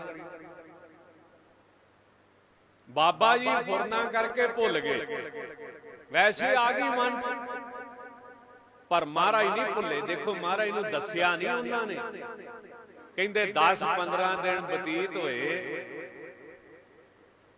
धन गुरु अंगद देव साहब भी लागे ही लम्मे पे ने, बाबा बुढ़ा साहब भी चरना च लागे ही लम्मे पे। अद्धी रात जो बतीत हुई, धन गुरु नानक देव साहब ने बाबा बुढ़ा साहब को आवाज दी कि बाबा जी भाई बूढ़े उठ के वेख, अमृत वेले का टाइम होया कि नहीं, किन्नी रात बतीत हो गई। बाबा बुढ़ा साहब उठे ते कहन लगे महाराज अजे अमृत वेला नहीं होया, अद्धी रात अजे बतीत हुई, तकरीबन 12 बजे होणगे रात। महाराज कहंदे नहीं, मैनू इदां जापदा वा कि 3 वज गए। गल इत्थे अड़ गई, 1 पैर रह गया, अमृत वेले दा टाइम हो गया। बाबा बुढ़ा साहब कहंदे नहीं अजे 12 ही बजे, अद्धी रात। महाराज कहंदे तेरियां अखां नींदरे दे विच ने, भोलापन दूर करके सावधान हो के वेख, क्यों भोलियां गल्लां करदा वां। महाराज ने हलूणा भी दिता, 1 पैर रह गया। बाबा जी ने बड़ी मेहनत दे नाल तारे वेखे, निरीक्षण कीता ते कहन लगे महाराज नहीं, अमृत वेला नहीं होया, अजे अद्धी रात होई आ, 12 ही बजे आ, अजे अमृत वेला नहीं होया। तीसरी बारी सतगुरु ने आख्या नहीं, अमृत वेला हो चुका, उठण दा टाइम हो चुका है। धन बाबा बुढ़ा साहब कहंदे नहीं जी, तारियां दी गिणती ते कहंदी अजे अद्धी रात। 3 वारी बाबा बुढ़ा साहब ने महाराज दा बचन जेड़ा पलट दिता। उसे वेले धन गुरु अंगद देव साहब नूं कहण लगे, पुरखा तू उठ के वेख किन्नी रात। महाराज दवा दव उठे ते जदों देखिया रात ते वाकई ही अद्धी है, ते कहण लगे महाराज अजे ते अद्धी रात ही हुई है। कहंदे भाई ध्यान नाल वेख, अद्धी रात नहीं अमृत वेला, 1 पैर रह गया। क्यों चौथे पैर ते गुरसिख जागदा ना गुरबाणी मुताबिक, 1 पैर रह गया। धन गुरु अंगद देव साहब दे मन च आई कि बाबा जी ने बिल्कुल ठीक ही आख्या, पर गुरां दा भेद कोई नहीं पा सकदा। इन्हां दी गल सधारण नहीं, इस करके मन दे विच भावना लिया के की बचन कीता, की बेनती कीती कि गरीब नवाज मैं नींदरे दे नशे च सी, इस करके मेरे तो गलती हो गई आ। तुसी कहंदे हो 1 पैर रात रह गई आ, वाकई 1 पैर रात रह गई आ, अमृत वेला हो चुका। ਉੱਥੇ ਮਹਿਮਾ ਪ੍ਰਕਾਸ਼ ਨੇ ਬੜੇ ਸੋਹਣੇ ਬਚਨ ਲਿਖੇ ਨੇ ਕਿ ਮਹਾਰਾਜ ਜੀ ਰਾਤ ਵੀ ਤੁਹਾਡੇ ਹੱਥ 'ਚ, ਦਿਨ ਵੀ ਤੁਹਾਡੇ ਹੱਥ 'ਚ, ਜਿੰਨੀ ਤੁਸੀਂ ਬਤੀਤ ਕਰਾਈ ਲੰਘ ਗਈ, ਜਿੰਨੀ ਤੁਸੀਂ ਰੱਖੀ ਰਹਿ ਗਈ, ਮੈਂ ਕੀ ਜਾਣਦਾ। ਬਸ ਇੰਨੀ ਗੱਲ ਕਹਿਣ ਦੀ ਦੇਰ ਸੀ, ਮਹਾਰਾਜ ਪ੍ਰਸੰਨ ਹੋ ਬਾਬਾ ਬੁੱਢਾ ਸਾਹਿਬ ਦੀ ਸ਼ੰਕਾ ਮੇੜ ਦਿੱਤੀ ਕਿ ਧੰਨ ਗੁਰੂ ਅੰਗਦ ਦੇਵ ਸਾਹਿਬ ਦੀ ਕਮਾਈ ਜਿਹੜੀ ਹੈ ਉਹ ਬੜੀ ਵੱਡੀ, ਜਿਨ੍ਹਾਂ ਦੀ ਭਾਵਨਾ ਕੀ ਆ ਕਿ ਗੁਰੂ ਨਾਨਕ ਦੇਵ ਸਾਹਿਬ ਆਮ ਬੰਦਾ ਨਹੀਂ ਆ। ਫਰਕ ਹੋ ਗਿਆ ਨਾ। ਗੁਰੂ ਨਾਨਕ ਦੇਵ ਸਾਹਿਬ ਕੌਣ ਹੈ? ਆਪ ਪਰਮੇਸ਼ਰ, ਰੱਬ ਨੇ। ਤੇ ਗੁਰਬਾਣੀ ਕਹਿੰਦੀ ਫਿਰ ਰੱਬ ਦੇ ਭੈ ਜੀ ਆ ਸਭ ਕੁਝ। ਭੈ ਵਿੱਚ ਪਵਨ ਵਹੈ ਸਦਵਾਓ, ਭੈ ਵਿੱਚ ਚੱਲੈ ਲੱਖ ਦਰਿਆਓ, ਭੈ ਵਿੱਚ ਅਗਨ ਕੱਢੇ ਵਿਗਾਰ, ਭੈ ਵਿੱਚ ਧਰਤੀ ਦੱਬੀ ਭਾ, ਭੈ ਵਿੱਚ ਇੰਦ ਫਿਰੇ ਸਿਰ ਭਾ। ਰਾਤ ਵੀ ਤੁਹਾਡੇ ਹੱਥਾਂ ਤੇ ਦਿਨ ਵੀ ਤੁਹਾਡੇ ਹੱਥ। ਇਹ ਕੀ ਆ ਭਾਵਨਾ ਕਿ ਮੇਰਾ ਗੁਰੂ ਆਪ ਪਰਮੇਸ਼ਰ। ਬਾਬਾ ਬੁੱਢਾ ਸਾਹਿਬ ਦੇ ਮਨ ਚ ਆਈ ਇੱਕ ਵਾਰੀ, ਉਹਨਾਂ ਨੇ ਗੁਰੂ ਅੰਗਦ ਦੇਵ ਸਾਹਿਬ ਨੂੰ ਵੀ ਪ੍ਰਸ਼ਨ ਕੀਤਾ ਸੀ ਕਿ ਮਹਾਰਾਜ ਸੇਵਾ ਤੇ ਸਾਡੀ ਵੱਡੀ ਹੈ, ਪਰ ਗੱਦੀ ਤੁਹਾਨੂੰ ਕਿਉਂ ਮਿਲੀ? ਤਾਂ ਉਹਨਾਂ ਬੜੇ ਪ੍ਰੇਮ ਨਾਲ ਜਵਾਬ ਦਿੱਤਾ, ਬਾਬਾ ਜੀ ਜਾਂ ਭਾਈ ਭਗੀਰਥ, ਭਾਈ ਮਨਸੁਖ, ਤੁਸੀਂ ਗੁਰੂ ਨਾਨਕ ਦੇਵ ਸਾਹਿਬ ਨੂੰ ਕਿਸ ਤਰ੍ਹਾਂ ਵੇਖਦੇ ਹੋ, ਕੀ ਸਮਝਦੇ ਹੋ? ਉਹਨਾਂ ਆਖਿਆ ਜੀ ਅਸੀਂ ਤੇ ਮਹਾਂਪੁਰਸ਼ ਸਮਝਦੇ ਹਾਂ। ਤਾਂ ਕਹਿੰਦੇ ਤੁਸੀਂ ਮਹਾਂਪੁਰਸ਼ ਬਣ ਗਏ। ਬਾਬਾ ਬੁੱਢਾ ਸਾਹਿਬ, ਤੁਸੀਂ ਗੁਰੂ ਨਾਨਕ ਦੇਵ ਸਾਹਿਬ ਨੂੰ ਕੀ ਸਮਝਦੇ ਹੋ? ਅਸੀਂ ਤੇ ਬ੍ਰਹਮ ਗਿਆਨੀ ਸਮਝਦੇ ਹਾਂ। ਤਾਂ ਤੁਸੀਂ ਬ੍ਰਹਮ ਗਿਆਨੀ ਬਣ ਗਏ। ਫਿਰ ਮੋੜ ਵੀ ਬੇਨਤੀ ਕੀਤੀ, ਮਹਾਰਾਜ ਫਿਰ ਤੁਸੀਂ ਕੀ ਸਮਝਿਆ? ਕਹਿੰਦੇ ਅਸੀਂ ਤੇ ਫਿਰ ਰੱਬ ਸਮਝਿਆ। ਫਿਰ ਧੰਨ ਬਾਬਾ ਬੁੱਢਾ ਸਾਹਿਬ ਨੇ ਆਖਿਆ ਫਿਰ ਜਿੰਨੇ ਰੱਬ ਸਮਝਿਆ ਉਹ ਰੱਬ ਬਣ ਗਏ। ਗੁਰਬਾਣੀ ਕਹਿੰਦੀ ਜੈਸਾ ਸੇਵੈ ਤੈਸੋ ਹੋਏ। ਜਿਸ ਹਿਸਾਬ ਦੇ ਨਾਲ ਤੁਸੀਂ ਗੁਰੂ ਦੀ ਸੇਵਾ ਕਰੋਗੇ, ਜਿਸ ਨਜ਼ਰੀਏ ਦੇ ਨਾਲ ਤੁਸੀਂ ਗੁਰੂ ਦੀ ਸੇਵਾ ਕਰੋਗੇ, ਸਤਿਗੁਰੂ ਕਹਿੰਦੇ ਨੇ ਉਸੇ ਤਰ੍ਹਾਂ ਦੇ ਹੀ ਤੁਸੀਂ ਬਣਦੇ ਜਾਓਗੇ। ਭਾਵ ਅਵਸਥਾ ਬਣ ਜੂਗੀ। ਗੁਰਮੁਖ ਦੀ ਅਵਸਥਾ, ਗੁਰਸਿੱਖ ਦੀ ਅਵਸਥਾ, ਜਾਂ ਭਗਤਾਂ ਦੀ ਅਵਸਥਾ, ਜਾਂ ਸੰਤਾਂ ਦੀ ਅਵਸਥਾ। ਅੱਡ ਅੱਡ ਸਟੇਜਾਂ ਨੇ ਤੇ ਕਿਤੇ ਸਾਰਿਆਂ ਵਾਸਤੇ ਇੱਕ ਸ਼ਬਦ ਹੀ ਵਰਤਿਆ। ਬ੍ਰਹਮ ਗਿਆਨੀ ਦੀ ਅਵਸਥਾ ਤੇ ਗੁਰੂ ਦੀ ਅਵਸਥਾ। ਉੱਥੇ ਤੇ ਫਿਰ ਮਹਾਰਾਜ ਕਹਿੰਦੇ ਨੇ ਗੁਰ ਗੋਬਿੰਦ ਗੋਪਾਲ, ਗੁਰ ਗੁਰ ਪੂਰਨ ਨਾਰਾਇਣ, ਗੁਰ ਦਇਆਲ ਸਮਰੱਥ, ਗੁਰ ਗੁਰੂ ਨਾਨਕ ਪਤਤ ਉਦਾਹਰਣ। ਗੁਰੂ ਤੇ ਗੋਬਿੰਦ ਦੇ ਵਿੱਚ ਕੋਈ ਫਰਕ ਨਹੀਂ, ਗੁਰੂ ਤੇ ਪਰਮੇਸ਼ਰ ਦੇ ਵਿੱਚ ਫਰਕ ਹੈ। ਅਵਸਥਾ ਕਿਸੇ ਦੀ ਕਿਤਾਬਾਂ ਪੜ੍ਹ ਕੇ ਨਹੀਂ ਬਣਦੀ, ਕਿਤਾਬਾਂ ਨਾਲ ਤੇ ਸਿਰਫ ਜਾਣਕਾਰੀ ਹੁੰਦੀ। ਅਵਸਥਾ ਇੱਕ ਐਸੀ ਸਟੇਜ ਆ ਜਿਹੜੀ ਇੱਕ ਵਾਰੀ ਜੇ ਬਣ ਜਾਵੇ ਤੇ ਫਿਰ ਉਹ ਭਾਵੇਂ ਜਿਵੇਂ ਧਾਰਮਿਕ ਗ੍ਰੰਥਾਂ 'ਚ ਲਿਖਿਆ ਨਾ ਕਿ ਤੈਨੂੰ ਉਹ ਲਾਭ ਪ੍ਰਾਪਤ ਹੋਇਆ। ਅੱਗਿਓਂ ਸਵਾਲ ਕੀਤਾ ਕਿਹੜਾ? ਜਿਹਨੂੰ ਪ੍ਰਾਪਤ ਕਰਨ ਤੋਂ ਬਾਅਦ ਹੋਰ ਕਿਸੇ ਚੀਜ਼ ਦੀ ਇੱਛਾ ਹੀ ਨਹੀਂ ਰਹਿੰਦੀ। ਉਹ ਚੀਜ਼ ਮਿਲੀ ਕਿ ਨਹੀਂ? ਤਾਂ ਉਹ ਸੋਚੀ ਪੈ ਗਿਆ। ਪਿਤਾ ਆਪਣੇ ਪੁੱਤ ਨੂੰ ਕਹਿੰਦਾ ਨਾ, ਪੁੱਤ ਪੜ੍ਹ ਕੇ ਆਇਆ, ਤੇ ਆਣ ਕੇ ਪਿਓ ਨੂੰ ਮੱਥਾ ਨਾ ਟੇਕਿਆ ਵੀ ਇਹ ਤਾਂ ਅਨਪੜ੍ਹ, ਇਸ ਤੋਂ ਵੱਧ ਮੈਂ ਪੜ੍ਹਿਆ, ਇਹਨੂੰ ਕੀ ਆਉਂਦਾ।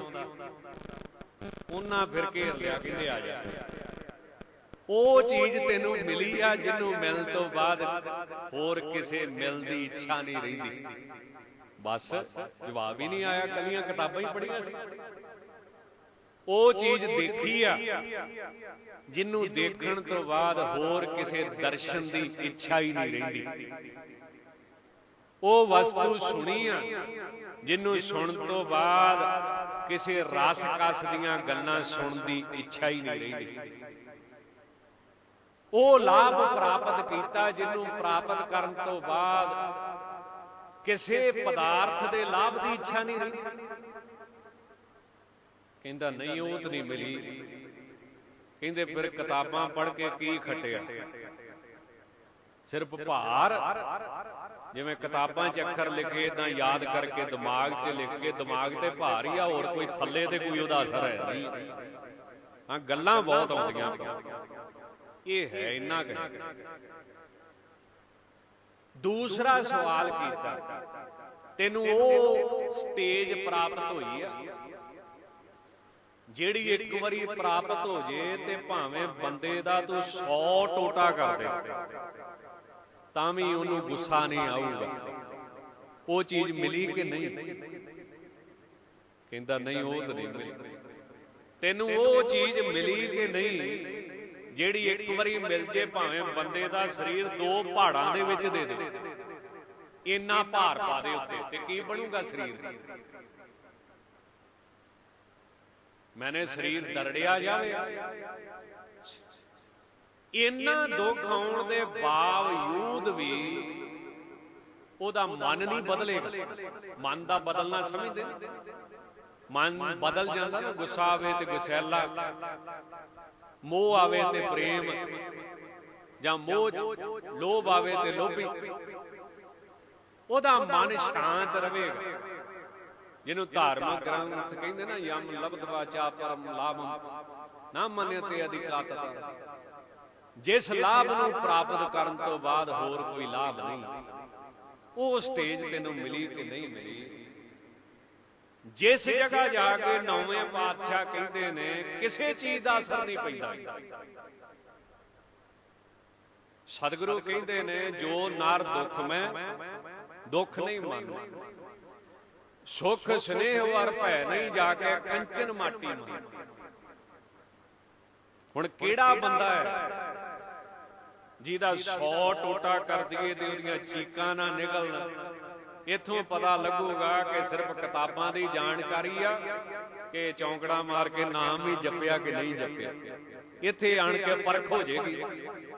ਇੱਥੇ ਫਿਰ ਕੌਣ ਪਾਸ ਹੋਵੇਗਾ? ਧੰਨ ਭਾਈ ਮਨੀ ਸਿੰਘ ਜੀ, ਧੰਨ ਭਾਈ ਤਾਰੂ ਸਿੰਘ ਜੀ, ਧੰਨ ਬਾਬਾ ਦੀਪ ਸਿੰਘ ਜੀ, ਧੰਨ ਭਾਈ ਮਤੀ ਦਾਸ, ਧੰਨ ਭਾਈ ਸਤੀ ਦਾਸ। ਅਵਸਥਾ ਕਿਹਨੂੰ ਕਹਿੰਦੇ? ਅਵਸਥਾ ਮੈਨੇ ਇਹੋ ਜੀ ਸਟੇਜ ਜਿੱਥੇ ਜਾ ਕੇ ਭਾਵੇਂ 2 ਪਹਾੜਾਂ ਦੇ ਵਿੱਚ ਕਹਿੰਦੇ ਸਰੀਰ ਦੇ ਦੇ ਤਾਂ ਵੀ ਸ਼ਾਂਤੀ ਨਹੀਂ ਟੁੱਟੂਗੀ, ਤਾਂ ਵੀ ਉਹਦੇ ਚਿਹਰੇ ਦਾ ਖੇੜਾ ਨਹੀਂ ਟੁੱਟੇਗਾ। ਇਹਨੂੰ ਅਵਸਥਾ ਕਹਿੰਦੇ ਨੇ। ਇਹ ਪੜਿਆ ਨਹੀਂ ਬਣਦੀ, ਇਹ ਕਮਾਇਆ ਬਣਦੀ, ਇਹ ਗੁਰੂ ਦੀ ਕਿਰਪਾ ਨਾਲ ਬਣਦੀ। ਤਾਂ ਇਹ ਸਟੇਜਾਂ ਹੁੰਦੀਆਂ ਅੱਡ ਅੱਡ। ਸੰਤ ਦੀ ਅਵਸਥਾ, ਗੁਰਮੁਖ ਦੀ ਅਵਸਥਾ, ਭਗਤ ਦੀ ਅਵਸਥਾ, ਉਹ ਵੀ ਦੱਸੀ ਨਾ ਮਹਾਰਾਜ ਜੀ ਨੇ। ਇਹ ਭਗਤਾਂ ਕੀ ਚਾਲ ਨਿਰਾਲੀ, ਚਾਲਾਂ ਨਿਰਾਲੀ, ਭਗਤਾ ਕੇਰੀ ਬਿਖਮ ਮਾਰਗ ਚੱਲਣਾ। ਲੱਭ ਲੋਭ ਅਹੰਕਾਰ ਤਜ ਤ੍ਰਿਸ਼ਨਾ, ਬਹੁਤ ਨਾਹੀ ਬੋਲਣਾ। ਖੰਨਿਓ ਤਿੱਖੀ ਵਾਲੋਂ ਨਿੱਕੀ ਏਤ ਮਾਰਗ ਜਾਣ। ਇਹ ਕੀ ਹੈ? ਭਗਤ ਦੀ ਅਵਸਥਾ। ਇਸੇ ਤਰ੍ਹਾਂ ਸੰਤ ਦੀ ਅਵਸਥਾ, ਇਸੇ ਤਰ੍ਹਾਂ ਬ੍ਰਹਮ ਗਿਆਨੀ ਦੀ ਅਵਸਥਾ। ਬ੍ਰਹਮ ਦੀਸੈ ਬ੍ਰਹਮ ਸੁਣੀਐ ਏਕ ਏਕ ਵਖਾਣੀ, ਜਿਹਨੂੰ ਹਰ ਜਗ੍ਹਾ ਤੇ ਇੱਕ ਪਰਮੇਸ਼ਰੀ ਦਿਖੇ। ਤੇ ਗੁਰੂ ਦੀ ਅਵਸਥਾ, ਉਹਦਾ ਤੇ ਕੋਈ ਆਦ ਅੰਤ ਪਾ ਹੀ ਨਹੀਂ ਸਕਦਾ। ਤਾਂ ਐਸੀ ਮਹਾਰਾਜ ਤੇ ਫਿਰ ਕਿਰਪਾ ਹੋਈ, ਐਸੀ ਬਖਸ਼ਿਸ਼ ਹੋਈ। ਤਾਂ ਸਤਿਗੁਰੂ ਕਹਿਣ ਲੱਗੇ ਤੁਸੀਂ ਮਹਾਰਾਜ ਨੂੰ ਕਿਸ ਨਜ਼ਰੀਏ ਨਾਲ ਦੇਖਦੇ ਹੋ? ਅੱਜ ਵੀ ਕਈ ਬੰਦੇ ਹੈ, ਚਲੋ ਭਾਈ ਮਾਨਸਿਕ, ਭਾਈ ਭਗੀਰਥ ਹੋਣਾ ਤੇ ਮਹਾਂਪੁਰਸ਼ ਕਰਕੇ ਵੇਖਿਆ, ਤੇ ਅੱਜ ਕਈ ਬੰਦੇ ਇਦਾਂ ਦੇ ਨੇ, ਉਹ ਸਮਝਦੇ ਆ ਵੀ ਮੇਰੇ ਵਰਗਾ ਹੀ ਸੀ ਬਾਬਾ ਨਾਨਕ। ਜੇ ਮੈਂ ਥੱਕ ਜਾਣਾ ਤੇ ਸ਼ਾਇਦ ਉਹ ਵੀ ਥੱਕ ਜਾਂਦਾ ਹੋਵੇ। ਜੇ ਮੈਨੂੰ ਲੋਭ ਚੜਦਾ ਸ਼ਾਇਦ ਉਹਨਾਂ ਨੂੰ ਵੀ ਲੋਭ ਪੈਂਦਾ ਹੋਵੇ। ਇੱਕ ਬੜਾ ਪ੍ਰਸਿੱਧ ਅਖਬਾਰ ਜਿਹਦਾ ਕੰਮ ਸਿੱਖਾਂ ਦੇ ਉਲਟੀ ਲਿਖਣਾ, ਉਹਨੇ ਇੱਕ ਵਾਰੀ ਖਬਰ ਲਿਖ ਪਾ ਦਿੱਤੀ ਵੀ ਇਹ ਜਿਹੜੀ ਗੁਰੂ ਗੋਬਿੰਦ ਸਿੰਘ ਵਾਲੀ ਗੱਲ ਆ ਨਾ, ਵੀ 4 ਸਾਹਿਬਜ਼ਾਦੇ ਸ਼ਹੀਦ ਹੋ ਗਏ ਤੇ ਉਹਨਾਂ ਵਾਹਿਗੁਰੂ ਦਾ ਸ਼ੁਕਰ ਕੀਤਾ। ਉਹ ਪਤਾ ਕੀ ਲਿਖਿਆ ਉਹਨੇ, ਕਹਿੰਦਾ ਸਾਡੇ ਘਰ ਬੱਚੇ ਦੀ ਮੌਤ ਹੋ ਜੇ, ਸਾਡੀਆਂ ਧਾਹਾਂ ਨਿਕਲ ਜਾਂਦੀਆਂ, ਮਹਾਰਾਜ ਦੀਆਂ ਕਿਉਂ ਨਾ ਨਿਕਲੀਆਂ। ਇਹ ਗਲਤ ਗੱਲ ਆ, ਇਹ ਗਲਤ ਲਿਖੀ ਹੋਈ ਆ ਵੀ ਮਹਾਰਾਜ ਨੇ ਉਸ ਵਾਹਿਗੁਰੂ ਦਾ ਸ਼ੁਕਰ ਕੀਤਾ। ਤਾਂ ਇਦਾਂ ਦੇ ਬੰਦੇ ਵੀ ਨੇ ਜਿਹੜੇ ਮਹਾਰਾਜ ਨੂੰ ਆਪਣੇ ਵਰਗਾ ਹੀ ਸਮਝਦੇ ਨੇ, ਇਦਾਂ ਦੇ ਵੀ। ਹੁਣ ਤੁਸੀਂ ਦੇਖੋ ਧੰਨ ਗੁਰੂ ਗੋਬਿੰਦ ਸਿੰਘ ਜੀ ਦੇ ਵਿਆਹ ਤੇ ਸ਼ੰਕਾ ਵੀ ਮਹਾਰਾਜ ਦੇ 3 ਵਿਆਹ ਕਿਉਂ, ਗੁਰੂ ਹਰਗੋਬਿੰਦ ਸਾਹਿਬ ਦੇ 3 ਵਿਆਹ ਕਿਉਂ, ਉਹਦਾ ਮਤਲਬ ਕੀ? ਉਹਨਾਂ ਦੇ ਮਨ 'ਚ ਇੱਕ ਖਿਆਲ ਆ ਵੀ ਜਿੱਦਾਂ ਅਸੀਂ ਵਕਾਰੀਆਂ ਕਾਮੀਆਂ, ਇਦਾਂ ਕਿਤੇ ਵਕਾਰਾਂ ਦੀ ਮੋਹਰ ਨਾ ਮਹਾਰਾਜ ਤੇ। ਤਾਂ ਮਹਾਰਾਜ ਨੇ ਫਿਰ ਸਾਰੀ ਦੁਨੀਆ ਨੂੰ ਵਿਖਾਇਆ। ਜਿਹੜਾ ਤੀਸਰਾ ਮਹਾਰਾਜ ਦਾ ਧੰਨ ਮਾਤਾ ਸਾਹਿਬ ਕਹੋ ਵੀ ਗੁਰੂ ਕਿਸੇ ਵਕਾਰ ਦੇ ਅਧੀਨ ਨਹੀਂ ਹੈ, ਗੁਰੂ ਕਿਸੇ ਲੋਭ ਦੇ ਅਧੀਨ ਨਹੀਂ ਹੈ। ਸਾਰੀ ਉਮਰ ਕਲਗੀਧਰ ਪਿਤਾ ਜੱਟ ਸੱਤ 'ਚ ਰਹੇ ਤੇ ਧੰਨ ਮਾਤਾ ਸਾਹਿਬ ਕੌਰ ਜੱਟ ਸੱਤ ਦੇ ਵਿੱਚ। ਤੇ ਫਿਰ ਜਿੱਡੀ ਭਗਤੀ ਓਡਾ ਫਲ। ਬਿੰਦੀ ਜਿਹੜੀ ਔਲਾਦ ਹੈ, ਜੇ ਕੋਈ ਜਨਮਦਾ ਤੇ ਉਹ ਮਰਦਾ ਵੀ। ਐਸਾ ਪੁੱਤ ਮਾਤਾ ਸਾਹਿਬ ਕੌਰ ਦੀ ਝੋਲੀ 'ਚ ਪਾਇਆ ਜਿਹੜਾ ਕਦੀ ਵੀ ਖਤਮ ਨਹੀਂ ਹੋਣਾ। ਖਾਲਸਾ ਕਾਲ ਪੁਰਖ ਕੀ ਫੌਜ ਪ੍ਰਗਟਿਓ ਖਾਲਸਾ। ਸਾਰੀ ਦੁਨੀਆ ਨੂੰ ਵਿਖਾਇਆ ਕਿ ਗੁਰੂ ਨੂੰ ਆਪਦੇ ਵਰਗਾ ਨਾ ਸਮਝ ਲਈ ਵੀ ਸ਼ਾਇਦ ਗੁਰੂ ਵੀ ਵਿਕਾਰਾਂ ਦੇ ਅਧੀਨ ਆ ਜਿੱਦਾਂ ਤੂੰ ਅਧੀਨ। ਗੁਰੂ ਦੀ ਤੇ ਗੱਲ ਛੱਡੋ, ਸਿੱਖ ਇਤਿਹਾਸ ਦੇ ਵਿੱਚ ਜ਼ਿਕਰ ਆਵੇਗਾ ਬੀਬੀ ਮੁਮਤਾਜ਼ ਦਾ, ਭਾਈ ਬਚਿੱਤਰ ਸਿੰਘ ਦੀ ਸੇਵਾ ਕੀਤੀ, ਜਾਂ ਜ਼ਿਕਰ ਆਵੇਗਾ ਆ ਹੁਣ ਦੀ ਗੱਲ, ਹੁਣ ਦੀ ਭਾਈ ਸਤਵੰਤ ਸਿੰਘ ਜੀ ਦੇ ਧਰਮ ਪਤਨੀ। ਹੁਣ ਭਾਈ ਸਾਹਿਬ ਨੂੰ ਤੇ ਸਜ਼ਾ ਹੋ ਗਈ, ਮੰਗਣੀ ਹੋਈ ਸੀ, ਤਾਂ ਬੀਬੀ ਨੇ ਇੱਕ ਇਹੋ ਜਿਹੀ ਮਿਸਾਲ ਪੈਦਾ ਕੀਤੀ, ਭਾਈ ਸਾਹਿਬ ਦੀ ਫੋਟੋ ਦੇ ਨਾਲ ਹੀ ਨੰਦ ਕਾਰਜ ਕਰਾਇਆ ਤੇ ਸਾਰੀ ਉਮਰ ਜੱਟ ਸੱਤ ਦੇ ਵਿੱਚ ਲੰਘਾਈ। ਜੇ ਗੁਰੂ ਦੀ ਕਮਾਈ ਹੈ ਤੇ ਗੁਰੂ ਦੇ ਸਿੱਖ ਵੀ ਇਦਾਂ ਦੇ ਨੇ ਜਿਹੜੇ ਸਾਰੀ ਉਮਰ ਜੱਟ ਸੱਚ ਲੰਘਾ ਦਿੰਦੇ। ਤੇ ਜੇ ਗੁਰੂ ਪੂਰਾ ਨਾ ਹੁੰਦਾ ਤੇ ਸਿੱਖ ਕਿੱਥੋਂ ਪੂਰੇ ਹੋਣੇ ਸੀ। ਵੈਸੇ ਮੇਰਾ ਮੰਨਣਾ ਤੇ ਇਹ ਆ ਵੀ ਬ੍ਰਹਮ ਗਿਆਨੀ ਕੋਈ ਵੀ ਹੋਵੇ, ਕਿਸੇ ਧਰਮ 'ਚ ਹੀ ਹੋਵੇ, ਉੱਤੇ ਨਹੀਂ ਅਸਰ ਹੁੰਦਾ। ਕਈ ਹਜ਼ਰਤ ਮੁਹੰਮਦ ਸਾਹਿਬ ਬਾਰੇ ਕਹਿੰਦੇ ਨੇ ਕਿ ਹੁਣ ਦੇਖੋ ਨਾ, ਮੁਸਲਮਾਨ ਨੂੰ ਸ਼ੰਕਾ ਨਹੀਂ, ਹਜ਼ਰਤ ਮੁਹੰਮਦ ਸਾਹਿਬ ਦੇ 9 ਵਿਆਹਾਂ ਦੇ ਸ਼ੰਕਾ ਨਹੀਂ, ਤੇ ਸਾਡੇ ਵਾਲਿਆਂ ਨੂੰ 3 ਦੇ ਹੀ ਸ਼ੰਕਾ ਖੜੀ ਹੋਈ ਫਿਰਦੀ। ਚਲੋ 9 ਤੇ ਬੜੇ, ਭਗਵਾਨ ਕ੍ਰਿਸ਼ਨ 16,000 ਗੋਪੀਆਂ ਜਿਨ੍ਹਾਂ ਦਾ ਜ਼ਿਕਰ ਗੁਰੂ ਗ੍ਰੰਥ ਸਾਹਿਬ 'ਚ ਵੀ ਆਉਂਦਾ, ਪਰ ਕਦੀ ਕਿਸੇ ਹਿੰਦੂ ਨੇ ਸ਼ੰਕਾ ਕੀਤੀ ਹੈ? ਉਹ ਕਹਿੰਦੇ ਸਾਡਾ ਭਗਵਾਨ, ਸਾਡਾ ਗੁਰੂ 16,000 ਕੀ ਭਾਵੇਂ 16 ਲੱਖ ਲਈ ਫਿਰੇ, ਸਾਨੂੰ ਜਿਹਨੂੰ ਗੁਰੂ ਹੀ ਮੰਨ ਲਿਆ, ਭਗਵਾਨ ਹੀ ਮੰਨ ਲਿਆ, ਉਹਤੇ ਸ਼ੰਕਾ ਕੀ? ਤੇ ਇੱਧਰ ਗੁਰੂ ਵੀ ਪੂਰਾ ਹੋਵੇ ਤੇ ਗੁਰੂ ਦੇ ਸਿੱਖ ਵੀ ਪੂਰੇ ਹੋਣ, ਤੇ ਏਡੇ ਘਟੀਆ ਲੋਕ ਸਿੱਖ ਧਰਮ 'ਚ ਪੈਦਾ ਹੋ ਗਏ ਜਿਹੜੇ ਸਮਝਦੇ ਜੇ ਸਾਡੇ ਤੋਂ ਵਕਾਰ ਰੋਕ ਨਹੀਂ ਆਉਂਦਾ, ਸ਼ਾਇਦ ਗੁਰੂ ਤੋਂ ਵੀ ਨਹੀਂ ਰੋਕ ਆਉਂਦਾ। ਤੇ ਮਹਾਰਾਜ ਨੇ ਸਾਰੀ ਦੁਨੀਆ ਨੂੰ ਦਿਖਾਇਆ ਕਿ ਧੰਨ ਗੁਰੂ ਗੋਬਿੰਦ ਸਿੰਘ ਉਸ ਅਵਸਥਾ ਵਿੱਚ ਖੇਡਦਾ ਜਿੱਥੇ ਕਾਮ ਕ੍ਰੋਧ ਦਾ ਕੋਈ ਅਸਰ ਨਹੀਂ। ਧੰਨ ਮਾਤਾ ਸਾਹਿਬ ਕੌਰ ਨੂੰ ਉਹ ਅਵਸਥਾ ਪ੍ਰਾਪਤ ਆ ਜਿਸ ਜਗ੍ਹਾ ਤੇ ਜਾ ਕੇ ਮਹਾਰਾਜ ਕਹਿੰਦੇ ਜਿਨ ਮਿਲ ਮਾਰੇ ਪੰਚ ਸੂਰਬੀਰ ਐਸੋ ਕੌਣ ਬਲੀ ਰੇ, ਜਿਨ ਪੰਚ ਮਾਰ ਬਿਦਾਰ ਗੁਦਾਰੇ ਸੋ ਪੂਰਾ ਇਹ ਕਲੀ ਰੇ। ਅਵਸਥਾ ਇਹਨੂੰ ਕਿਹਾ ਜਾਂਦਾ, ਅਵਸਥਾ ਕੋਈ ਪੜ੍ਹ ਕੇ ਨਹੀਂ ਕਿਸੇ ਦੀ ਬਣਦੀ ਹੈ। ਧੰਨ ਗੁਰੂ ਅੰਗਦ ਦੇਵ ਸਾਹਿਬ ਮਹਾਰਾਜ ਇੱਕ ਵਾਰੀ ਸਾਡੇ ਮਾਤਾ ਜੀ, ਮਾਤਾ ਸੁਲੱਖਣੀ ਜੀ ਨੇ ਬੇਨਤੀ ਕੀਤੀ ਕਿ ਤੁਸੀਂ ਪੁੱਤਰਾਂ ਨੂੰ ਛੱਡ ਕੇ ਸੇਵਕ ਨੂੰ ਦੇ ਰਹੇ ਹੋ, ਇਹ ਜੱਗੋਂ 13ਵੀਂ ਨਹੀਂ, ਇਹ ਗੱਲ ਠੀਕ ਨਹੀਂ। ਪਿਤਾ ਦੀ ਜਾਇਦਾਦ ਦਾ ਮਾਲਕ ਪੁੱਤਰ ਬਣਦਾ, ਇਹ ਤੁਸੀਂ ਉਲਟੀ ਗੰਗਾ ਵਗਾ ਰਹੇ ਹੋ ਕਿ ਪਿਤਾ ਦੀ ਕਮਾਈ ਦਾ ਮਾਲਕ ਇੱਕ ਸੇਵਕ ਬਣ ਲੱਗਾ।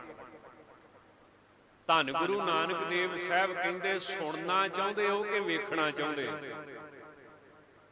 ਤਾਂ ਮਾਤਾ ਜੀ ਨੇ, ਮਾਤਾ ਕਿਹੜਾ ਘੱਟ ਸੀ, ਅਗਲੇ ਦੇ ਪੁੱਤ, ਪੁੱਤਾਂ ਤੋਂ ਕੌਣ ਪਿਆਰਾ? ਧੰਨ ਬਾਬਾ ਸ੍ਰੀ ਚੰਦ, ਧੰਨ ਬਾਬਾ ਲਖਮੀ ਚੰਦ। ਮਾਤਾ ਜੀ ਨੇ ਕਰ ਲਏ ਇਕੱਠੇ ਸਾਰੇ ਨਾਨਕੇ ਦਾਦਕੇ ਵੀ ਗੁਰੂ ਨਾਨਕ ਸਾਹਿਬ ਨੂੰ ਸਮਝਾਓ ਕੀ ਹੋ ਗਿਆ, ਏਦਾਂ ਥੋੜੀ ਕੋਈ ਕਰਦਾ। ਤਾਂ ਮਹਾਰਾਜ ਵੀ ਜਾਣੀ ਜਾਣ, ਮਹਾਰਾਜ ਦਾ ਇਰਾਦਾ ਸੀ ਵੀ ਇੱਕ ਵਾਰੀ ਸਾਰੇ ਇਕੱਠੇ ਹੋ ਜਾਣ, ਇੱਕੇ ਵਾਰੀ ਕੰਮ ਨਿਬੜਿਆ ਚੰਗਾ ਹੈ। ਨਾਨਕੇ ਦਾਦਕੇ ਸਾਰੇ ਇਕੱਠੇ ਹੋ ਗਏ ਧੰਨ ਗੁਰੂ ਨਾਨਕ ਦੇਵ ਸਾਹਿਬ ਨੂੰ ਸਮਝਾਉਣ ਨੂੰ। ਸਤਿਗੁਰੂ ਨੇ ਆਖਿਆ ਸੁਣਨਾ ਕਿ ਵੇਖਣਾ? ਕਹਿੰਦੇ ਜੀ ਜੇ ਵਿਖਾ ਦੋ ਤੇ ਬਹੁਤ ਚੰਗੀ ਗੱਲ ਹੈ, ਸੁਣਾ ਤੇ ਸਾਰੇ ਹੀ ਦਿੰਦੇ। ਧੰਨ ਗੁਰੂ ਨਾਨਕ ਦੇਵ ਸਾਹਿਬ ਨੇ ਸਾਰਿਆਂ ਦੇ ਸਾਹਮਣੇ, ਦੇਖੋ ਨਾਨਕੇ ਵੀ ਇਕੱਠੇ, ਦਾਦਕੇ ਵੀ ਇਕੱਠੇ, ਸੰਗਤਾਂ ਵੀ ਇਕੱਠੀਆਂ, ਧੰਨ ਭਾਈ ਲਹਿਣਾ ਸਾਹਿਬ ਵੀ ਖਲੋਤੇ, ਸਾਹਿਬਜ਼ਾਦੇ ਵੀ ਖਲੋਤੇ।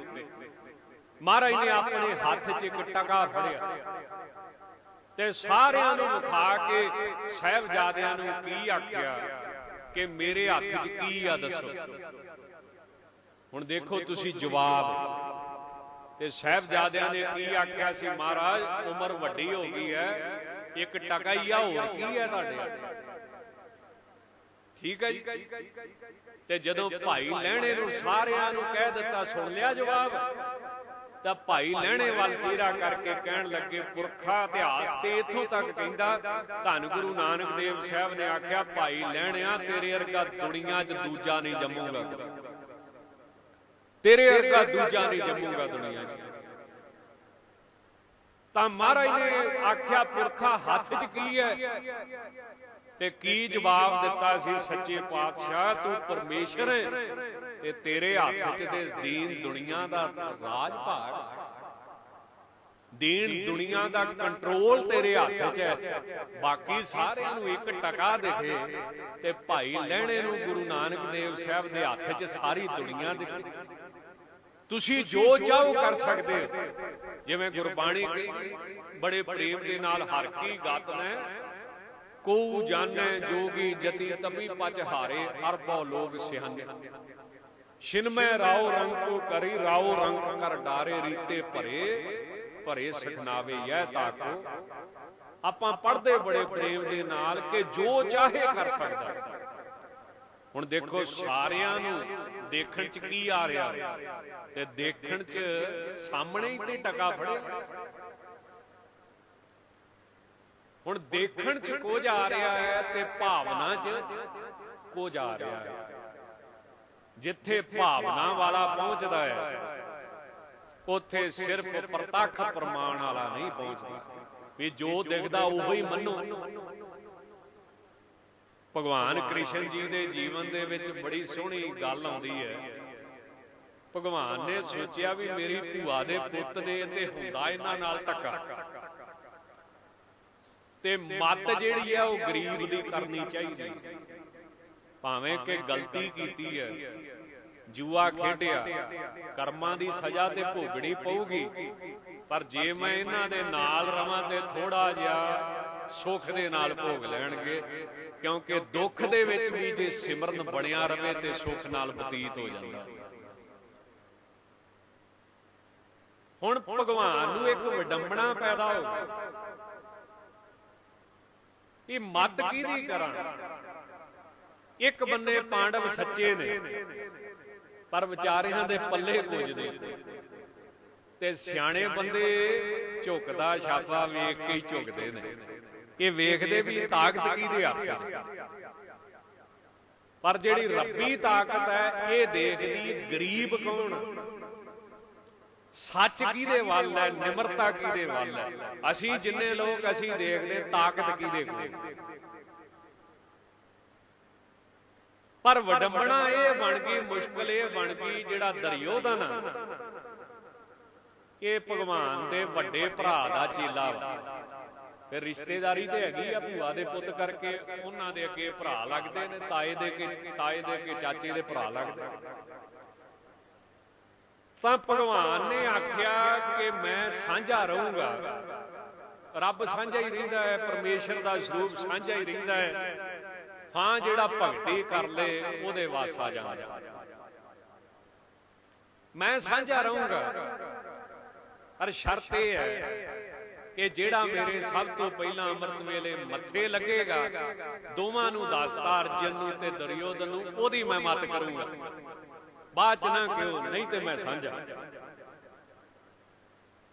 ਦੁਰਯੋਧਨ ਪਹਿਲਾਂ ਗਿਆ, ਪਰ ਹਉਮੈ ਹੰਕਾਰ ਮਹਾਰਾਜ ਦੇ ਸਿਰ ਵਾਲੇ ਬੰਨੇ ਜਾ ਕੇ ਬਹਿ ਗਿਆ ਪਲੰਘੇ, ਜਾਂ ਕਹਿੰਦੇ ਸਿਰ ਵਾਲੇ ਬੰਨੇ ਖਲੋ ਗਿਆ।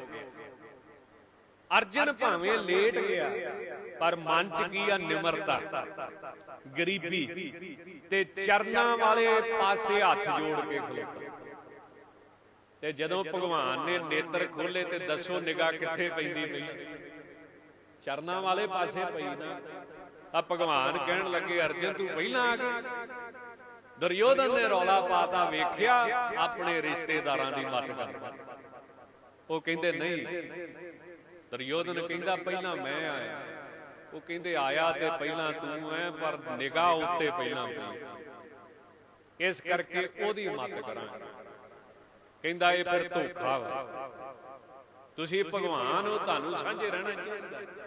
ਉੱਥੇ ਭਗਵਾਨ ਨੇ ਇੱਕ ਪਰਖ ਕੀਤੀ ਵੀ ਇਹ ਮੈਨੂੰ ਸਮਝਦਾ ਕੀ। ਇਹ ਬੜੀ ਗੱਲ ਨੋਟ ਕਰਨ ਵਾਲੀ ਹਰ ਧਰਮ 'ਚ ਤੁਹਾਨੂੰ ਮਿਲੂਗੀ। ਮੈਂ ਕੱਲੇ ਹਿੰਦੂਆਂ ਦੀ ਨਹੀਂ, ਇਸਲਾਮ ਦੀ ਵੀ ਸੁਣਾ ਕੇ ਫਿਰ ਸਮਾਪਤੀ ਕਰਦਾ। ਇਹ ਸਮਝਦਾ ਮੈਨੂੰ ਕੀ ਹੈ।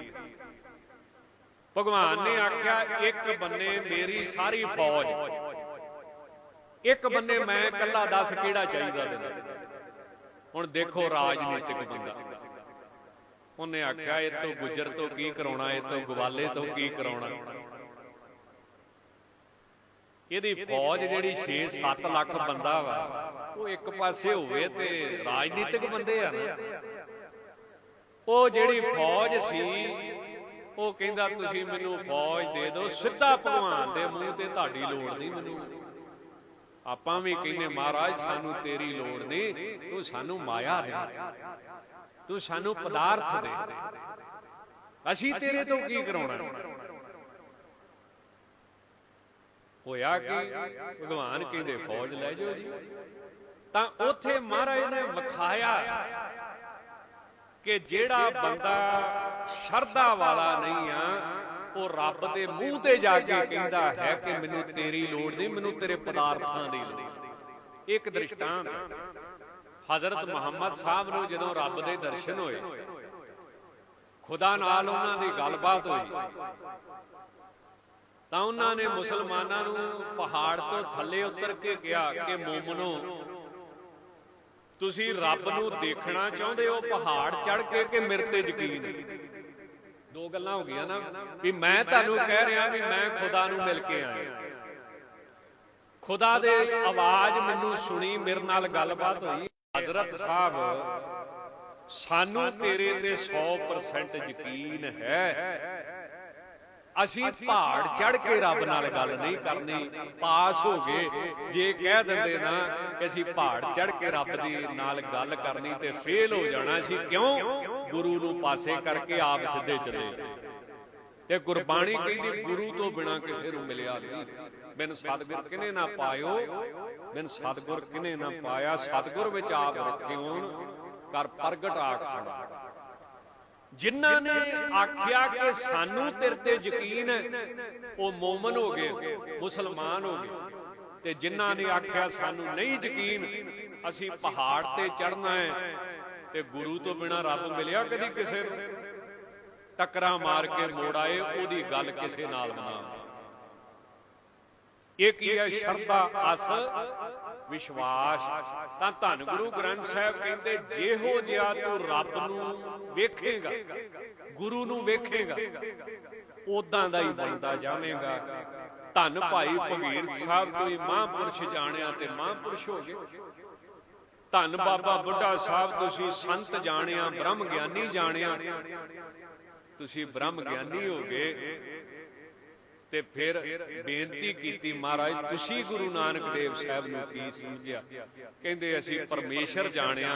ਫਿਰ ਮਹਾਰਾਜ ਨੇ ਨਹੀਂ ਆਖਿਆ, ਧੰਨ ਬਾਬਾ ਬੁੱਢਾ ਸਾਹਿਬ ਨੇ ਆਖਿਆ, ਫਿਰ ਵਾਕਿਆ ਹੀ ਤੁਸੀਂ ਪਰਮੇਸ਼ਰ ਹੋ ਗਏ। ਐਸੇ ਸਤਿਗੁਰੂ ਧੰਨ ਗੁਰੂ ਅੰਗਦ ਦੇਵ ਸਾਹਿਬ, ਜਿਨ੍ਹਾਂ ਦੀ ਸਿਫਤ ਕੀਤਿਆਂ ਰੱਬ ਦੀ ਦਰਗਾਹ ਦਾ ਨੂਰ ਚੜ੍ਹਦਾ, ਉੱਥੇ ਪਰਮੇਸ਼ਰ ਵਾਹਿਗੁਰੂ ਹਾਜ਼ਰ ਹੋ ਜਾਂਦਾ ਹੈ। ਹੋਵੇ ਸਿਫਤ ਖਸਮ ਦੀ, ਨੂਰ ਅਰਸੋਂ ਕੁਰਸੋਂ ਝਟੀਐ, ਤੁਧ ਡਿਠੇ ਸੱਚੇ ਪਾਤਸ਼ਾਹ, ਮਲ ਜਨਮ ਜਨਮ ਦੀ ਕੱਟੀਐ। ਹੋਈਆਂ ਭੁੱਲਾਂ ਚੁੱਕਾਂ ਦੀ ਖਿਮਾ ਜੀ। ਸ਼੍ਰੀਮਾਨ ਸੰਤ ਬਾਬਾ ਹਰਜਿੰਦਰ ਸਿੰਘ ਜੀ ਦਾ ਵਿਸ਼ੇਸ਼ ਕਰਕੇ ਧੰਨਵਾਦ, ਜਿਹੜੇ ਬੜੇ ਪ੍ਰੇਮ ਦੇ ਨਾਲ ਆਪ ਸੰਗਤਾਂ ਦੇ ਦਰਸ਼ਨ ਕਰਵਾਉਂਦੇ ਰਹਿੰਦੇ ਹਨ। ਬੜਾ ਪ੍ਰੇਮ ਕਰਦੇ ਨੇ, ਦਿਲੋਂ ਪ੍ਰੇਮ ਕਰਦੇ ਨੇ, ਦਿਲੋਂ ਸਤਿਕਾਰ ਦਿੰਦੇ ਹਨ। ਸੋ ਇਹਨਾਂ ਕਰਕੇ ਆਪ ਸੰਗਤਾਂ ਵੀ ਬੜਾ ਪ੍ਰੇਮ ਸਤਿਕਾਰ ਚਾਅ, ਜਦੋਂ ਵੀ ਕਥਾ ਦਾ ਸਮਾਗਮ ਹੋਵੇ ਵਿਸ਼ੇਸ਼ ਸਮਾਂ ਕੱਢ ਕੇ ਆਪ ਸਾਰੇ ਪਹੁੰਚਦੇ ਹੋ। ਸਾਰਿਆਂ ਦਾ ਹੀ ਬਹੁਤ ਬਹੁਤ ਧੰਨਵਾਦ। ਦਾਸ ਦੇਖਦਾ ਪਿਆ ਕਿ 2.5-3 ਸਾਲਾਂ 'ਚ ਬਾਬਾ ਜੀ ਨੇ ਇਸ ਸਥਾਨ ਦੀ ਬੜੀ ਵੱਡੀ ਸੇਵਾ ਕਰਵਾਈ ਹੈ। ਹੁਣ ਮੈਨੂੰ ਕਹਿ ਰਹੇ ਸੀ ਵੀ ਲੈਂਟਰ ਪਾਉਣਾ ਇਸ ਸਥਾਨ ਤੇ, ਤਾਂ ਸੰਗਤ ਜੋ ਚਾਹੇ ਕਰ ਸਕਦੀ ਹੈ। ਔਰ 2-2.5 ਸਾਲਾਂ 'ਚ ਜਿੰਨੀ ਇੱਥੇ ਮਾਇਆ ਮਹਾਂਪੁਰਸ਼ਾਂ ਨੇ ਲਾਈ ਹੈ, ਇਹ ਬੜੀ ਵੱਡੀ ਸੇਵਾ ਜਿਹੜੀ ਹੈ ਧੰਨ ਗੁਰੂ ਹਰਗੋਬਿੰਦ ਸਾਹਿਬ ਦੇ ਇਸ ਪਵਿੱਤਰ ਸਥਾਨ ਦੀ ਕਰਵਾ ਰਹੇ ਨੇ।